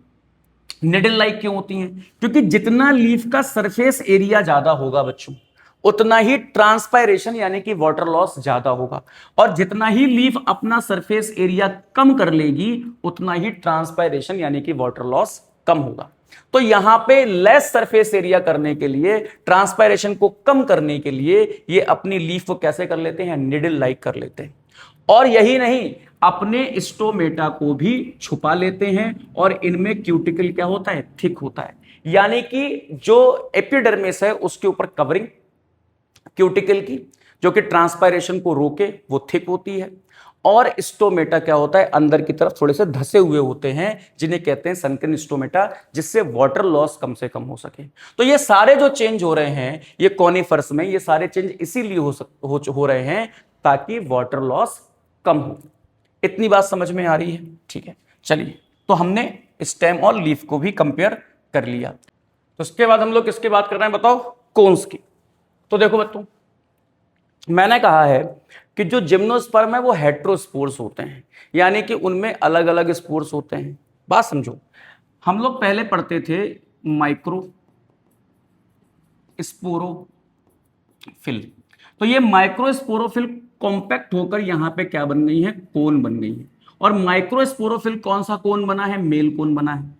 इसी तरीके से जो मेगा स्पोरोफिल थी, जो अपने अंदर मेगा स्पोर बनाते थे, वो भी कॉम्पैक्ट होके कोन बन गए। और कोन कौन सा बना? फीमेल। इसका मतलब यार ये है कि यहां पे माइक्रोस्पोरोफिल जो कि 2n थी, मेगा स्पोरोफिल जो कि 2n थी, उन्होंने मेल और फीमेल कोन या स्ट्रॉबेरी बना लिए। ठीक, इतनी बात हो गई बच्चों। अब ये जो कोन है, जो मेल और फीमेल कोन है, तो या तो ये एक ही प्लांट पे दोनों मेल फीमेल कोन्स हो जाएंगे।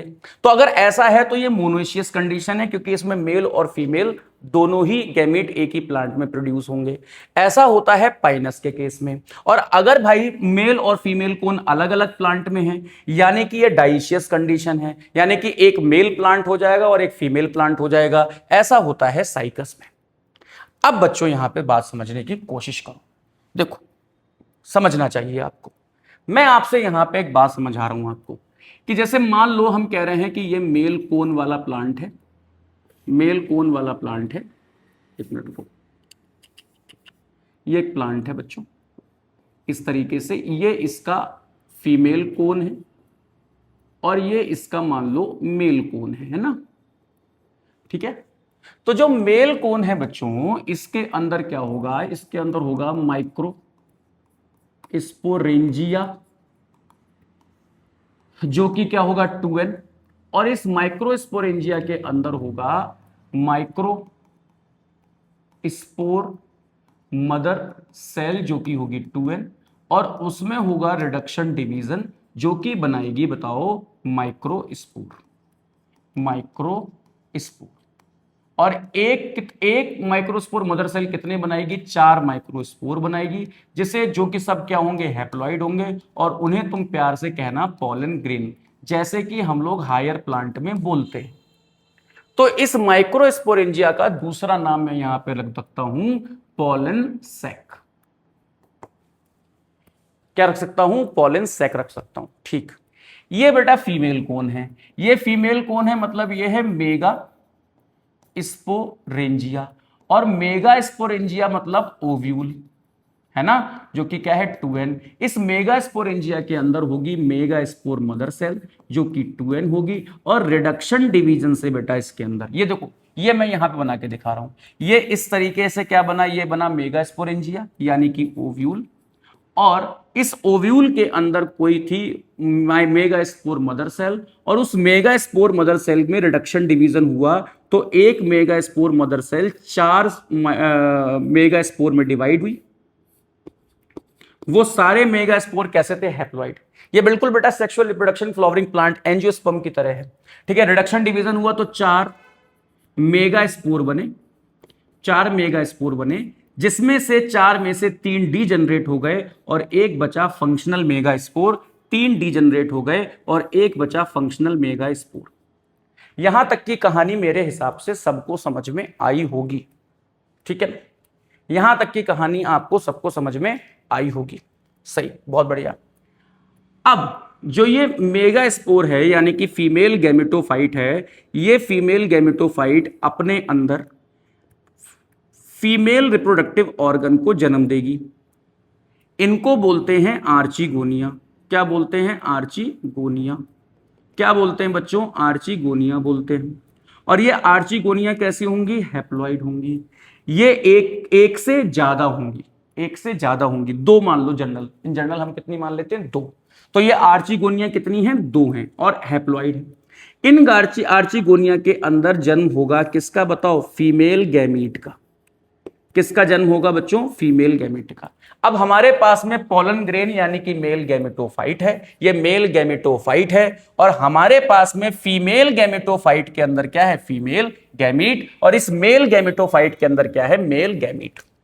बच्चों ये मेल गैमीट हवा में उड़ता उड़ता उड़ता उड़ता उड़ता उड़ता इस ओव्यूल के पास पहुंचेगा, और इस ओव्यूल में होता है पोलन चैम्बर। क्या होता है बताओ? पोलन चैम्बर होता है। और इस पोलन चैम्बर पे आके ये गिर पड़ेगा, और यहां पे होता है मेल गैमीट। मेल गैमीट, ये मेल गैमीट यहां से पोलन ट्यूब बनाएगा बच्चों, और ये मेल गैमीट यहां पे क्या होगा? ट्रांसफर होगा।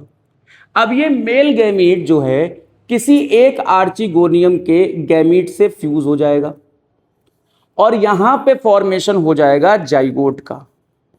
किसका बताओ? जाइगोट का, जो कि 2n है, और आगे चलकर क्या बनाएगा? एम्ब्रियो बनाएगा। और बाकी तो ये वाला हिस्सा तो 2n हो गया, और बाकी का जो हिस्सा है ये बेटा n ही बचा रहा, n। और ये जो n वाला हिस्सा है ये बनाएगा बेटा क्या? एंडोस्पर्म। एंडोस्पर्म। इसीलिए हम लोग पढ़ते हैं जो जिम्नोस्पोर्स होते हैं, जो जिम्नोस्पर्म्स होते हैं, उनका जो एंडोस्पर्म होता है, जिम्नोस्पर्म का एंडोस्पर्म कैसा होता है? एन होता है बच्चों, एन। जबकि एंजियोस्पर्म का एंडोस्पर्म 3n होता है, ठीक। तो ये कहानी है इसके लाइफ साइकिल की। आइए पढ़ लेते हैं एक बार। देखो मैंने क्या कहा? मैंने ये कहा कि इसमें क्या होगा? फीमेल कोन में क्या होगा? मेगास्पोरेंजियम होगा, जिसे तुम ओव्यूल कहते हो। मेगास्पोरेंजियम कह रहे हैं भाई साहब कवर है किससे? इंटेग्यूमेंट से, सही है। इसके अंदर क्या है? इसके अंदर मेगास्पोरोजिनस टिश्यू हैं, जिन्हें हम न्यूसेलस कहते हैं। और मेगास्पोरोजिनस टिश्यू की एक सेल स्पेशलाइज्ड होकर बन जाएगी मेगास्पोर मदर सेल, जैसे कि एंजियोस्पर्म में होता है। ये मेगास्पोर मदर सेल 2n है। इसमें होगा रिडक्शन डिवीजन, बनेंगे 4 मेगास्पोर। 4 में से 3 डीजनरेट हो जाएंगे। एक जो है सिर्फ क्या होगा? Only 1 germinate and form female gametophyte. सिर्फ एक जर्मिनेट होगा और फीमेल गैमेटोफाइट बनाएगा बच्चों। फीमेल गैमेटोफाइट में क्या होगा? आर्चिगोनिया होंगी, ठीक है ना, जो कि क्या होगा बताओ? जो कि 2 और मल्टीपल हो सकती है, 2 या 2 से ज्यादा हो सकती हैं। और उनके अंदर क्या होगा बताओ? उनके अंदर होगा फीमेल गैमीट। पोलन ग्रेन जो कि हैप्लॉइड है वो यहां पे आएगा, किस पे शेड होगा? पोलन चैम्बर पे शेड होगा, और उसका गैमीट जो है क्या करेगा? किसी एक आर्चिगोनिया के गैमीट के साथ फ्यूज करेगा, जो कि क्या बनाएगी? जाइगोस्पोर्ट, जो कि क्या बनाएगी? सीड, और सीड फिर से क्या बना लेगा? स्पोरोफाइट। लेकिन जो दूसरा वाला आर्चिगोनियम था वो हैप्लॉइड रह गया, और वो हैप्लॉइड क्या बनाएगा? एंडोस्पर्म बनाएगा। तो बच्चों ये जिम्नोस्पर्म की लाइफ साइकिल कंप्लीट होती है इस तरीके से। अब यहां पे हम एंजियोस्पर्म को तो खैर डिटेल में पढ़ेंगे सेक्सुअल रिप्रोडक्शन फ्लावरिंग प्लांट में, बट यहां पे ऐसे रीडिंग कर लेते हैं। Unlike the gymnosperm where the ovule are naked, in the angiosperm or flowering plant the pollen grain and ovules are developed into the specialized structure called flower। भैया gymnosperm की तरह नहीं। जिम्नोस्पर्म में जैसे ओव्यूल क्या था? वो नेकेड था, उसके पास में ओवरी वॉल नहीं थी। लेकिन ऐसा नहीं होता। यहां पर जो है मेल और फीमेल रिप्रोडक्टिव स्ट्रक्चर्स या मेल और फीमेल गैमेटोफाइट किसके अंदर बनते हैं? फ्लावर के अंदर बनते हैं। इन angiosperm the seed enclosed in fruit. Angiosperm में जो है सीड जो है फ्रूट्स से ढका हुआ होता है। The angiosperm are an exceptionally large group of plant occurring in the wide range of habitat. तो एंजियोस्पर्म हर तरीके के हैबिटेट में रह सकते हैं, इसलिए इनका डाइवर्सिफिकेशन बहुत है। हर जगह एंजियोस्पर्म पाए जा रहे हैं, पानी में भी पाए जा रहे हैं, जमीन में भी पाए जा रहे हैं, हर जगह पाए जा रहे हैं। तो यहां पे इनका डाइवर्सिफिकेशन बहुत है क्योंकि हैबिटेट की रेंज बहुत है। फिर इनके साइज में भी बहुत डिफरेंस है।